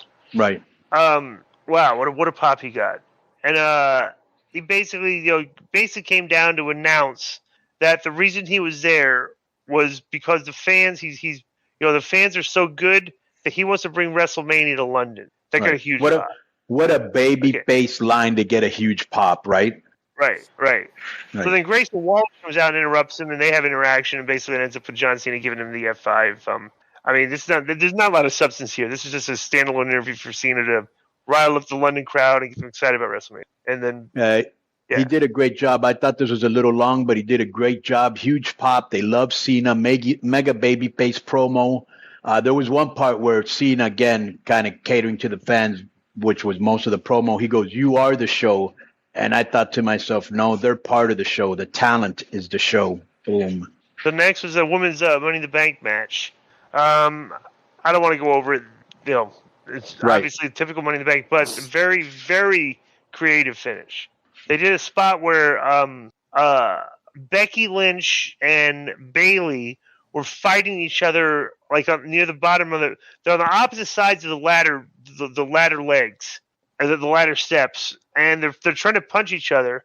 Io Sky comes in and gets the handcuffs and handcuffs them to each other, so they can't do anything because they're hooked in between the rungs of the ladder. And then Io Sky climbs up and grabs the briefcase. Huge pop.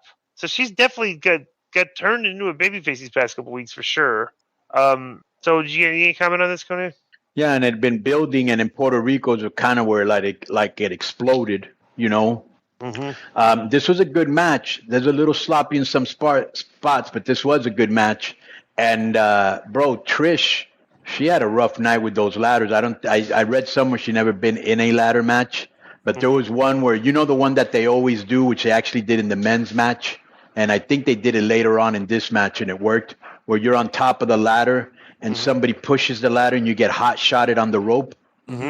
Well, she almost went face first into the rope, like she did showed up on Raw with like her face was fractured. She broke her nose. Yeah, that might have been it. That might have been it right there. Yeah. And I've said this before, and I'm not hating, I'm just stating, but Asuka, Io, and just about every Japanese, I don't know why, they all have like flabby or untoned legs. Like for some reason, they don't work them. But anyways, the people were chanting for Becky just like they were chanting for Bailey the other day, I think in SmackDown maybe. They also had another spot where Trish was on the ladder, and she did that spot, you know, where she stands on her head and she head scissors you.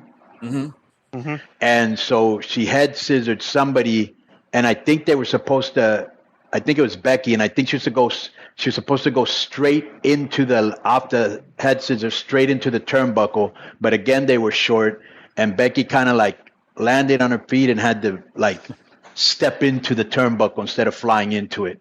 What was the other thing that I remember about this? Somebody gave Trish a rock bottom, and it was Becky, because she calls it the man slam. That looked really nice. And then they said during the match, and maybe you might know this, Joe, that Selena's cousins with Red? Yes. I didn't know that. Yeah. Yep. The finish was great, creative and different, you know? All right, let's finish.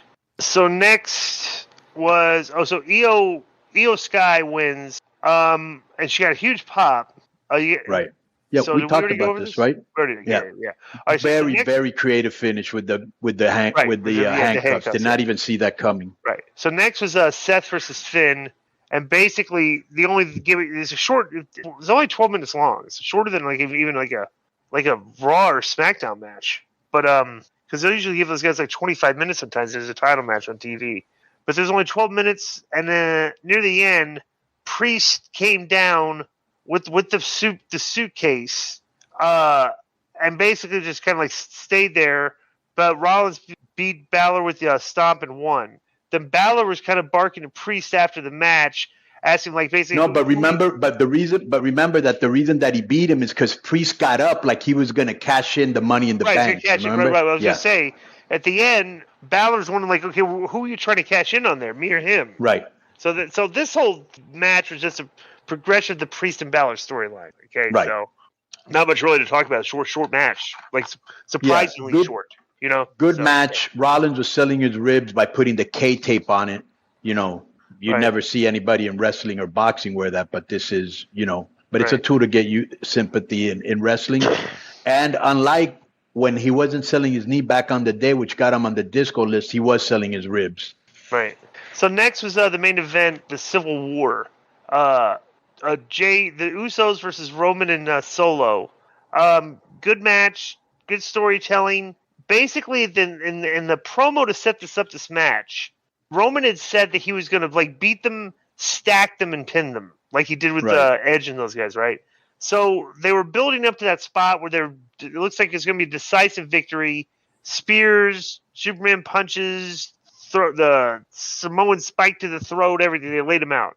And they're stacking them to pin him. And Roman covers them, and they kicked out at 2. And it got a huge pop. And Roman was acting very surprised. And Roman kind of like, this is weird acting here, because Roman was kind of losing it as the story they were trying to tell. Like he was like having like a mental breakdown. To the point that Solo was like barking at Roman now.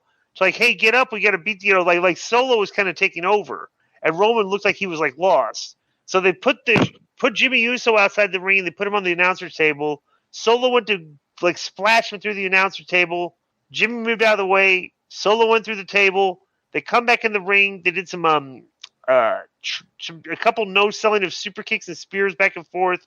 But basically the Usos double super kick Roman, big splash at the end from Jey Uso. 1, 2, 3. Roman gets pinned for the first time in over 3 years. What did you think of this? And then Roman acted afterwards like he was just he couldn't believe what happened. Go ahead. Yeah, this was absolutely great. The fans were really into it. The commentary team was really into it. Kudos to everybody involved, writers, agents, producers, and the talent. Was it a hell of a deal? It was one hell of a deal. Yeah, and when Jay and Reigns squared off, bro, it had like a big match. You know what I'm saying? Like a big match feel. I love when Paul Heyman goes, "Hey, my tribal chief, do you want your son sitting at his table?" That was great. I love when Jay broke out like the homage to The Rock with the, how The Rock used to punch with the open hand, and then doing the Rikishi things. So he did an ode to Rock and to Rikishi. I love when the Usos hit him with the double spear and it looked like he was going to pin, and Sikoa came in and saved him at the last moment. I mean, this just was a great match, bro. You know what I'm saying? And I guess we're going to see the Tribal Chief versus main event, right-hand man, whatever they call it. Well, I don't know. They're doing a very interesting gimmick they're doing for SmackDown on Friday. They're building these. It's the trial of the Tribal Chief. Right. Like the Tribal Chief has to go to the High Court now. That's I guess they're probably going to bring in the Samoans and stuff for things. Right, bro. You know what I love? A big deal because he lost, so now he's going to go to a trial. So maybe he's not. You know what fit to be Tribal Chief. I don't know. It's good stuff. Right. You know what I loved? Right before the match, they had this video package on Edge that was great. Then they did a video package on the whole bloodline thing, but usually Paul Lee narrates it. They had like a Samoan. I don't know if it was his dad or who, but they had a Samoan narrating. Video package. Right. Excellent. Incredible. Video. It was like a I posted this. I said there was like the video package was like 5.5 minutes long, and if you watch that video package and had not watched WWE programming in like 3 years, you would be just that caught you up, right? Caught it, you know exactly where we are, like right there. Bro, they do that so well, and it was just one of their better. They actually had it on SmackDown. They showed it on SmackDown first, but they showed it again in the paper because it was so good, But yeah, that was excellent package. If you guys want, if anybody's like interested in watching that, I just thought all around very good show, very good show. Right. Next is from Bobby D, and the subject is this is interesting. So, Joe, what did you think about when you read this subject? I was very interested to hear what you guys thought, and I was already formulating my response. So, okay, the subject, Conan, is Feeney may not be a complete J-bro. I know Conan says Joe isn't funny at all in K100, but here he is on the Raven Effect. As a longtime listener of both shows, I can attest that Joe is a bit comical with one-liners here and there. On K100, Conan and Disco are the hosts, and Joe is more of a third. On the Raven Effect, Joe is definitely a co-host. Do you think that it's possible that on K100, Joe simply knows his role and shuts his mouth, where on Raven Show, he chimes in just as much as Raven and Rich, where he has a chance to be funny? I'd like to hear my favorite duo's take. Keep up the good work, and that's from Bobby Don't Give Up from Joliet, Illinois. What do you think, Conan? What do you think about this? What's the question? Does Joe know his role and shut his mouth on our show? Well, he has no choice, bro. Nobody's going to out-talk you or me, so he has no choice. He can get in where he fits in and get in his little deals. Most of them aren't that funny, but let's be honest. He shoots his shot. It has to be, 20 years ago or 25 years ago, if Joe would have thought that he, like sitting in the arena at ECW, at 25 years later, he would be co-hosting a podcast with Raven. Joe, what would you have thought that would you have thought that would have been possible, that you would be doing business with Raven later in your life? No, I don't think any of the stuff that I do would be a possibility, because for a long time I wasn't the kind of fan who would go over the guardrail, or you know what I'm saying? Like, I always would go to the show, leave. I wasn't the guy that hung out afterwards or tried to meet anybody, so right. I didn't do anything like that until I went to the Monster Factory. But do you think basically that the reason Raven likes you is because Raven at heart is still an ECW mark, and he likes to do a show with another ECW mark? And I think his ludicrous type of sense of humor, we mesh well with that, so. And plus, you guys have, like you said, 20, 25 years of a established relationship, and I'm just the new guy still, With Raven and Rich, we were all just meeting each other, kind of. So it's just different. It's just different. And Conan's exactly right. It's your show, both of you, and that's, people want to hear you guys. And if you need information, I'll chime in and make stupid jokes here and there to get buried. And Joe, you and me and Conan will say you have free reign to interject any news or information you want to at any time, and we'll discuss it. Right. Okay. All right. That's from next is from Big Rig, and the subject is gym pants. This is my last one. I gotta go somewhere. So, Yeah. Hey guys, I love two things: wrestling and wearing big baddie. Oh my god! If this guy loves to, okay. Hey guys, I love two things: wrestling and wearing big baggy wacky 80s style pants when I go to the gym. My new addiction is making said baggy pants that mimic wrestlers' gear. My question is, do I have Mr. Inferno's blessing to make some big orange pants with shake your booty on the back, or will I risk getting sued? Thanks as always. Dude, you can do whatever you want. I mean, if you put big orange pants with shake your booty on the back, there's a good chance that the Conan, do you think that the woman would be attracted to him just by that alone? Yes. Yeah. All right, Yeah. so if you want women, or people that He's identify, gonna think this guy has a sense of humor. Yeah. if you want women or people that identify as women, okay, shake your booty on your wear big pants that say shake your booty, and the girls will be all over you. Right. Of course.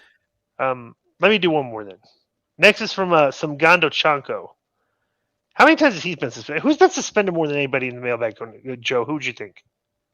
Man, I don't know. It's, Isn't that- Anthony didn't we have a Hunt. guy- Anthony right. Hunt gets it. Yeah, I'm not sure really. It's I think it's some Gondo Chanko's Jared has. Chanko's been. Some of those silly Fall Vampire's been. Some of those silly name guys have been. Yeah. All right.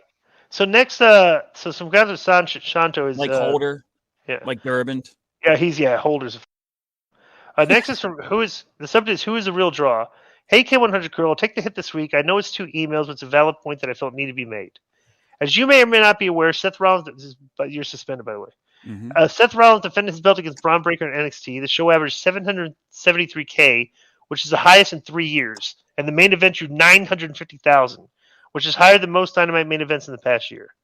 A lot of the credit obviously goes to Seth, but I think Braun Breaker deserves a lot of credit too, because it shows that people want to see that matchup and believe he was a credible challenger. However, the real question is, does this prove that Seth Rollins is a draw for the WWE, and is this also an indictment on the star-powered AEW television? Roman and the Bloodline have had $3 million and $2.8 million for the last 2 segments. Now this for NXT by Seth and Braun. Seems like the WWE is doing a much better job building stars currently. Yes, they are, because they are doing episodic storytelling that we talk about every week. And the Bloodline angles draw when the storyline reaches inflection points where it's a big moment and you want to see what happens. And that's how you do this. And it's like so simple that you would think that AEW sees these formulas and starts building their TV like that. So and I don't know. Yeah, they are huge stars. Seth is... we were down on Seth Rollins for a very long time on the show, and then all of a sudden we noticed he started dressing outlandishly and acting like the Joker, and he became a compelling character, and he was doing more interesting television. And it's just, bro, we're a good gauge of the highs and lows of professional wrestling. Like, we can see where positives are trending, and we can see where negatives are trending, and we talk about it every week, and we usually get, when we see the negative trends popping up, people look at us like we're haters. Like, no, dude, I'm telling you, especially when you watch these shows every week, Conan, we have to watch the shows, right, to comment on them. And you can just, to me, it's kind of clear when we see where the trends are going. And, we kind of agree on them most of the time. We'll very rarely disagree because, and, I mean, how often are we the right? thing is that most fans, just like you said, if I wouldn't have listened to Dutch and Jeff, I wouldn't have even thought of that, right? A lot of fans don't even know what they're looking for. They don't even know where the real, gaps are. Some are very evident. I mean, it's just Wrestling 101. Come on. Right. Because you see them writing it on Twitter and you're like, he's got a point. But there's a lot of stuff. We have a more clinical eye because of all the years we were in the business and behind the scenes and stuff that there's no way fans can know, even if they think they know everything from reading it on the sheets. There's just a lot of stuff you still don't know. You just got to be in the business. I don't think the fans realize, from a production, because we've been we know how a show should be produced and how a segment, you've started using techniques the way WWE shoots run-ins. You started mimicking that on your show because it's better television. It's a better moment on the TV, right? So there'll be things like when we watch AEW. This to me is like the perfect example. Is there was a spot in the back where a guy tasered another wrestler, he tasered him. And the wrestler boom sold. And instead of selling it You go to the announcers, and they're going, "Oh my God!" They just went right. They cut and went right to the. They went to another segment like nothing happened. And didn't put her over. Yeah. So like you had an element of storytelling, like a guy just tasered a guy, and that would probably be a big moment, and you treated it like it was just another second on the show. You know what I'm saying? So like we see things like that, and it's like, dude, they may think they're telling good stories, but you're not telling the story. You're just showing. It's like reading a book, and like if you're reading a book and you just randomly like what do you call redactions? It's like half the pages are redacted.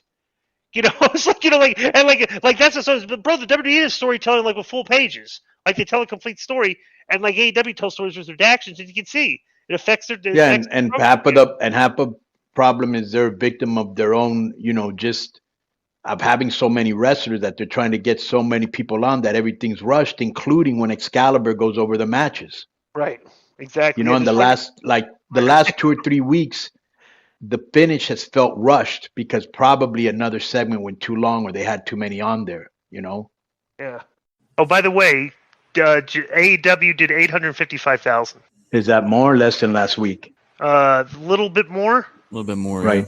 Yeah, but it's still like right about like that's like their benchmark is 850. If it's 900, that's like decent. It used to be 900, if you remember. It used to be 900. Then was a million was like okay. If we get a million, that's good. But that wasn't the benchmark. That was just a million that they done every now and then. Yeah, but 900 was their like 925 was their benchmark, and if you went over like if you went under 850, it was like that wasn't good. If you went over a million, you were good. But it's like they probably have the same audience. They have there's another thing too. So there's a lot of confusion about how many tickets have been sold for All In, right? Like Billy's kind of reporting that Billy's like into this stuff, like ticket stuff and everything. But he says they've only sold Billy, Kim, bro. Okay, no.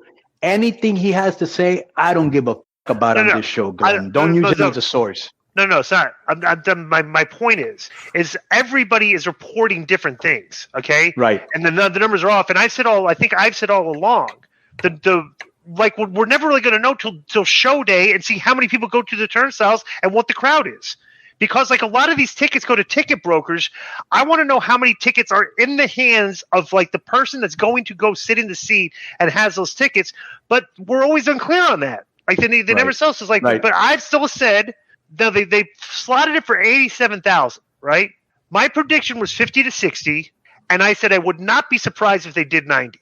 Okay, because like I said all along, like bro, you want this one thing about the wrestling community these days is they are very much like a cult, and they are very passionate and loyal, and they're all going to come all over for all of England and everything to support like AEW because the first time they've ever been there, So. I don't know. That's a great thing. When you're in London, you get everybody from England, you get everybody from France, from Italy, from Ireland, from Scotland. You know what I'm saying? Right. And so, but they need to have a banger of a show because it's going to be probably compared to WWE, who just had one. Well, right now, Dave is saying there's 75,000 distributed, about 68,000 sold, and Tony's. Wait, whoa. So what? Okay.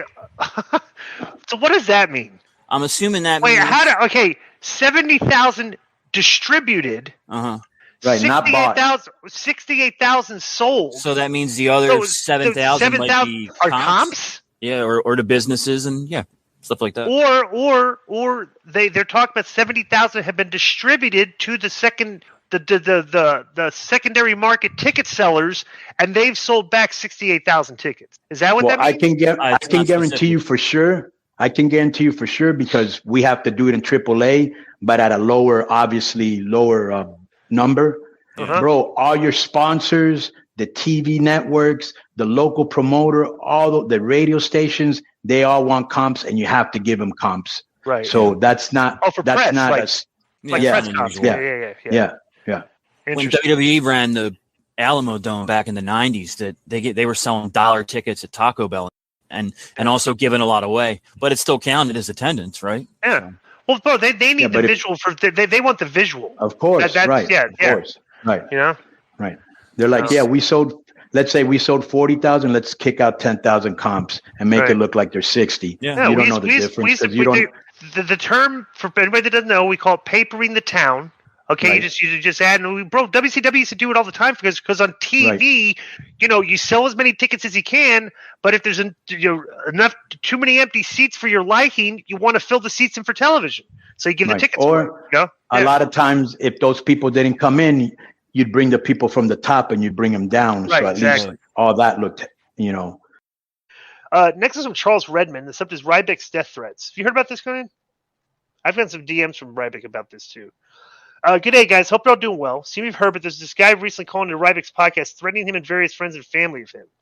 I'd be interested to hear your take on the situation. These types of issues and threats have become more common, especially in the wrestling world community. I've attached the article below. Basically, bro, there's this mentally unstable guy that's threatening him and threatening his family and stuff and everything, and DMing him and stuff and everything. And then, bro, Ryback's got the FBI on it. Right. It's that bad, and that's what you do. You call bro. This is. When people threaten you with physical harm and violence, that's, and your family. Yeah, that's okay. You need to go after people like that. That's where, this is where where words are violence.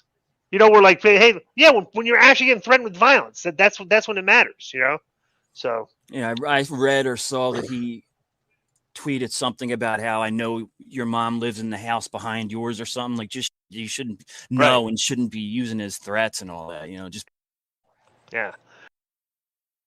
Yo, what up? This is Conan, and I host Keepin It 100. My co-host DISQO Inferno, unfortunately. Well, I'd say you're my co-host. Listen, every Thursday here on Spreaker, we talk pro wrestling, sports, movies, music, TV, pop culture, and some politics. It's everything the rest of the pro wrestling podcasts are not. Tune in to hear myself, the superior one, educate and inform. Tune in to hear me bury DISQO. That's very disrespectful. Join us every Thursday on Spreaker and keep it 100. Boom!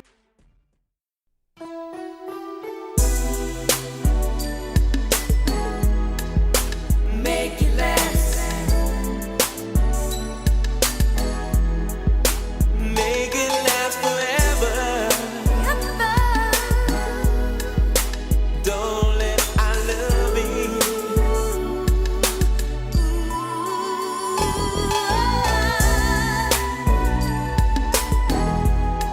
Let's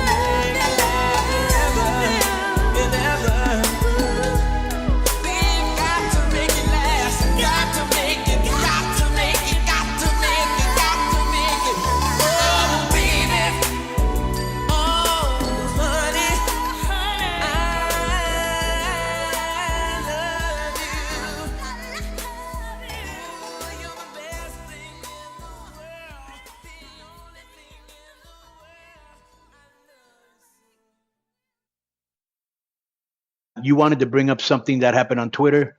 Yeah, pull that up. Okay, so this is an interesting. It's on all over Twitter today because he's trending on Twitter, and I looked what it was for, and this is what it's for, and I'm vehemently going to disagree with this take by him, and let's pull it up and we can talk about it here. You got it, Joe? Mm-hmm. This is from Kevin Nash. Am I the only one that sees like an absolute ripoff of The Rock? To the point where he cut the promo on Logan Paul or whatever his name is. He said, stick it out. The only thing he didn't do was turn him sideways. So you got, like, what is, everybody have amnesia? Is that it? There's nothing original. Oh, man, his promos. Finally, LA Knight has come back as a white guy. Uncle. I got a text message from him. I'm just going to read what it says. Hey, Nash, I know you don't know me. I've got an idea of this character. He's called the Scorpion King. What do you think? This is okay. Rock was the Scorpion King. Am I? All right. Kevin, okay, so Mark Henry also had this take a while back. The exact same thing. He said LA Knight's just ripping off The Rock. So, and I think that I don't think Kevin watches all the shows. We don't watch all the shows. We watch the three. Well, we could basically surmise the A-list shows on TV right now, which are Raw, SmackDown, and Dynamite. Okay, and that's based on numbers. They're the three highest drawing shows, right? I'm gonna read you two tweets that I wrote based on what I heard Kevin say. Okay, and I want you to tell me if you agree with these. Okay. Right. All right. So one guy. So the reason I found this thing is this guy Kev Castle. He's like, yeah, I don't know who this guy is, but basically said Wrestling News had a tweet, and they tweeted this story about Nash. Kevin Nash and LA Knight. Am I the only one that sees like an absolute ripoff of The Rock? There's nothing original. Okay, and again, this guy quote tweeted this, said, no shock, Kevin Nash said this, more shocked others haven't, LOL. Let's be clear, I'm an LA Knight fan. He's a real entertaining talent. However, who he patterns his entire act from is quite obvious, and should be fun to watch them try to debate Kev on this. But he's not wrong. Sorry. I'd love to have Kevin on the show and gladly debate this, because I'm going to read two tweets, okay? And I tweeted this and said, 99% of wrestlers pattern their act pattern their act of Japanese wrestling, and they aren't over. They're identical. One guy patterns his act after The Rock, and he's getting over huge. All right? Then I tweeted, LA Knight is over. He followed a simple formula, copied the things that the most over wrestlers in the history of the business did, as opposed to doing the things that Dave Meltzer likes. It's a perfect case study. And I'm like, looking at this, you can knock LA Knight for but are you want to punish the guy for getting over by doing the things that the most over wrestlers did 20 years ago during our time when they drew the greatest numbers? It's like, what if more wrestlers over the past 10 years had emulated their style after The Rock and Austin, as opposed to just being random wrestler guy that does the Japanese forearm spot, does the let's trade chops, does the thing that everybody else does, where you're mimicking the Japanese wrestling style. And LA Knights, say, bro, the guy mastered the mic. He talks in kind of like The Rock's cadence, but bro, The Rock hadn't been on TV in 20 years. It's been a long time since he's been a regular on TV. And it's so people the old school people like Mark Henry and Kevin say, this guy's just ripping off The Rock. It's yeah, because The Rock's act would still work today effectively, and LA Knight is proving that. So it's I don't know I don't know why that's a criticism. More people should be acting like The Rock and Austin and stuff, and maybe more guys would be over. The crowd would respond. I think it's I'm fascinated that Kevin had this take on this, because I look at it as bro, I copied the honky tonk man. Mm-hmm. I watched wrestlers. I looked at their style. I looked at what they're doing, and I copied kind of what they did to formulate my own thing. Nobody ever said, "Oh, you were just a honky tonk man rip off" or anything. It's no, but I kind of used what the honky tonk man did, kind of style wise. It's but I don't look at it as copying. I look at it as okay, I'm looking at guys that are super over. I'm gonna repeat I was a fan of when I studied tapes, I studied Honky, Macho, Piper, Flair, Dusty. I didn't study Misawa, Kobashi.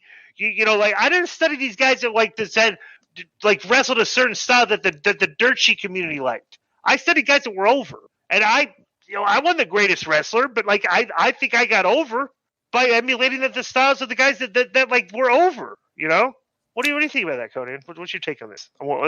Specifically what Kevin said too. Well, I think that because we had LA Knight on the show. Yeah. And I even asked him about that. I said, hey, your cadence is a lot like The Rock's. And he goes, yeah, I know. And I was like, okay. And then and like all the good things. No. But he's not, he's not denying it, right? Right. Like, okay, all right. I'm paying homage to the greatest to ever have done it on the mic. Right. Which I get, And I just think that the first time I saw him in Impact, I was like, this guy kind of a rip-up of The Rock. That is the first thing I thought when I saw him. But then I kept seeing him, and The Rock never said yeah, or dummy. Remember he did it with a twist. The dummy did it with a twist, right? Which is what I did with Honky Tonk Man and my thing. Honky Tonk Man used to do the dance, but I did just my dance moves different than the Honky Tonk Man. But at certain points in the match, that's when I would do it. Yeah, but you were inspired by him. Yeah, exactly. So yeah, he's inspired by The Rock. Like you said, the guy hasn't been on wrestling, on a consistent basis in 25 years. Right. Right. Yeah. What's the big deal? Right. I see nothing. I see nothing wrong with what he's doing. Bro, I see a guy getting over. Did you watch it? But by the way, did you watch the pay-per-view, Conan? I haven't seen the whole thing, but I did see when he came out. It was ridiculous. Right. Okay, so you watched a ladder match. Bro, the people were just he's got the people. And it's I don't care how he's got the people, because it's very difficult in this day and age to get the people, because you see tons of guys on TV that do not have the people, and they're out there killing themselves and trying to have 5-star matches, doing everything. And this guy is just doing things that The Rock did to get over it. He's doing it in the same way. And it's he's getting over. Right. It's so you're wrestling, does wrestling breed such a kind of a hater? Your immediate thing when you see somebody successful is to immediately hate on it. Vince has this problem. When he reviewed, Vince can't see anything good in WWE. Everything, even when it's good. I think, not him. He's just he's bitter because of what they did. But I think we have been very honest about what gets over and what doesn't. I know what I like. I know. I like a lot of things that eventually other people start liking. I think we kind of see, we're pretty good at seeing something very early in a guy and saying that guy's going to get over. I'm seeing that where this trend is going, and we're pretty good with that, right? But one thing that that's how I got on the show. Well, the thing that you can say, my people are critical of me is do you want me to tell the truth here? No, don't. There's things that a lot of wrestling fans today that I just do. I won't like. And for my reason, and you just can't make me like them. I see things I don't like, right? But we could see a long bro. I saw Rick when he was Sean Rickard 10, 12 years ago when he was coming through Vegas, and this guy was on the mic. I was like, this guy's gonna make it. He just knows. Bro, not only that, right? Yeah, bro, he looked like $1 million. Around that time, we did a tryout in LA for AAA, right? And him and Brian Cage, were tag team partners, right? I was like, oh my God, these guys look incredible, and they're not expensive because they're not famous yet, right? Right. And then we had some sort of, I think it's when the global crisis was going on around something like that, and I couldn't bring them in, but man, they had a great look even back then. Yeah, I mean, they just stood out. Yeah, and the funny thing about wrestling is but this is the thing. I always want to keep bringing this up. Okay, so when he went to Impact, he was so good, very entertaining, very the guys is very entertaining. They made him the champion. Right. Okay, and he got a lot of. We can go back and look at some of the. You can go back and the YouTube clips or thing. bro, Dave was very down on the guy. Like Dave was like, okay, what Impact needs now is a guy that has really good matches and stuff. And he didn't like his work because he wasn't doing the Japanese wrestling stuff. He was doing The Rock. It's like, okay, but he was over, but he wasn't over to that, like this wrestling echo chamber insider, dirt sheet community, which emphasizes the Japanese, the lucha, the outside the box styles of American style. Like they think that's the way everybody should wrestle. And a lot of guys are starting to wrestle like that today. And bro, like I said, LA Knight, when he comes out, he's not a copycat. Everybody's doing the exact same things. The forearm spot, the dives, the slap in their thighs. He's not. And I think the fans kind of see that, this guy is kind of like an outlier. He's very good on the mic. He's entertaining, and he knows how to work the people. And they're saying, we like this guy. Even this fan base, which is kind of very fickle, they're taking a guy and trying to push him verbally to the promotion, saying, hey, keep pushing this guy. And like we've said all along, bro, LA Knight right now, as it stands right now, okay, you should take this guy and slot. What is he? Is he on Raw or is he on SmackDown? Joe, look that up. I think is he on Raw? Is he a Raw or SmackDown guy? Because I've seen him more so on SmackDown. Yeah, right. Let's talk about this. Yeah, because the thing with Paul was on SmackDown. Okay, because right now, if you took LA Knight and just wherever you have him, if you're a booker and you're writing down, okay, here's our guys, here's our top guys. Remember WCW, Conan? We had the top 12. It was the 12 top guys. And then you you drew the line. Then we had the mid card, and we had the upper mid card, and then the mid card. And the upper mid card was Jericho, Benoit, Eddie, stuff like that. But the top 12 was, Hogan, Sting, Luger, Nash, Piper, all the top guys are the legend guys, right? So my thing is right now, based on his reaction and the way he performs and the way as good as he is on the mic, and he's good in the ring. I don't care what anybody says. He's not, he's not a 5-star match guy, but his work is good. All right, you should insert him in your top 2 to 3 babyface spot. He should be interacting with the top 3 or 4 heels on the other side in whatever angle you do, because he's that good on the mic. Could you agree with that, Conan? Who are these baby faces? Do you think you would rather push ahead of LA Knight? AJ, yes or no? No. No. Okay. Who else? Well, nobody really. I mean, he's the hottest guy in the company. So bro, look you at just this gotta roster put him here. in. Look You at gotta the put baby him in. face. There's not a lot of baby faces here. Sheamus, bro. Who'd be a bigger baby face? Get a bigger baby face pop. Sheamus or LA Knight? Yeah, the only guys that could get really good pops would be the Usos because of the tremendous storyline they're in. They're the number one. They'd be the one. I'm saying top 2 or 3. He's definitely ready for that. Bro, he's spot. the hottest guy in the company. That's all there is to it. Absolutely, absolutely. Well, not the hottest guy in the company. He's definitely the hottest guy that's not there yet. Right? He's there. It's getting loud. But bro, they can't Hunter said. In the media scrum afterwards, Hunter said, "Good things come to those who wait." Right. And I'm like, dude, we've seen that attitude for 10, 12 years, and you blow it with a lot of guys. Okay, the iron is very, very hot right now with him. He is ready to be interjected into a top slot right now, easily. And he would he'd get even a bigger pop. Bro, if Roman Reigns, if Roman was out there cutting a promo and LA Knight's music hit, that would be a great moment. I'd love to hear the pop for that, because they would okay, here's a guy that might be able to rip Roman to shreds on the mic, and can get him over. I don't know. I definitely see it in him. We do. And I find it fascinating that Kevin is kind of like the old man yelling at clouds on this with this guy. It's kind of what it seems like. Did you kind of get that from his take? Well, I just don't think he's seen him enough, because, like I said, the first time I saw him in Impact, I kind of thought the same thing. But once you start seeing him more and more, you understand, bro, this guy's over. It isn't just the catchphrases. That's part of it. He's a total package. He looks good. Here's where he's good. He's got a lot of swag. You could take one YouTube clip of LA Knight, right, and go watch the YouTube clip and say, oh, this guy's just ripping off The Rock, right? But if you watch a 2-hour wrestling show, and you watch 3 or 4 guys cut promos and everything during the course of time, and then he comes out, you're like, wow, this guy's way better on the mic than these other guys. You know, it's like that's what you get from it. You know, But so I don't like, think about that anymore. I used to, but I don't. Right. That's why I say, I'm sure Nash will have the same. I would think not in another 2 or 3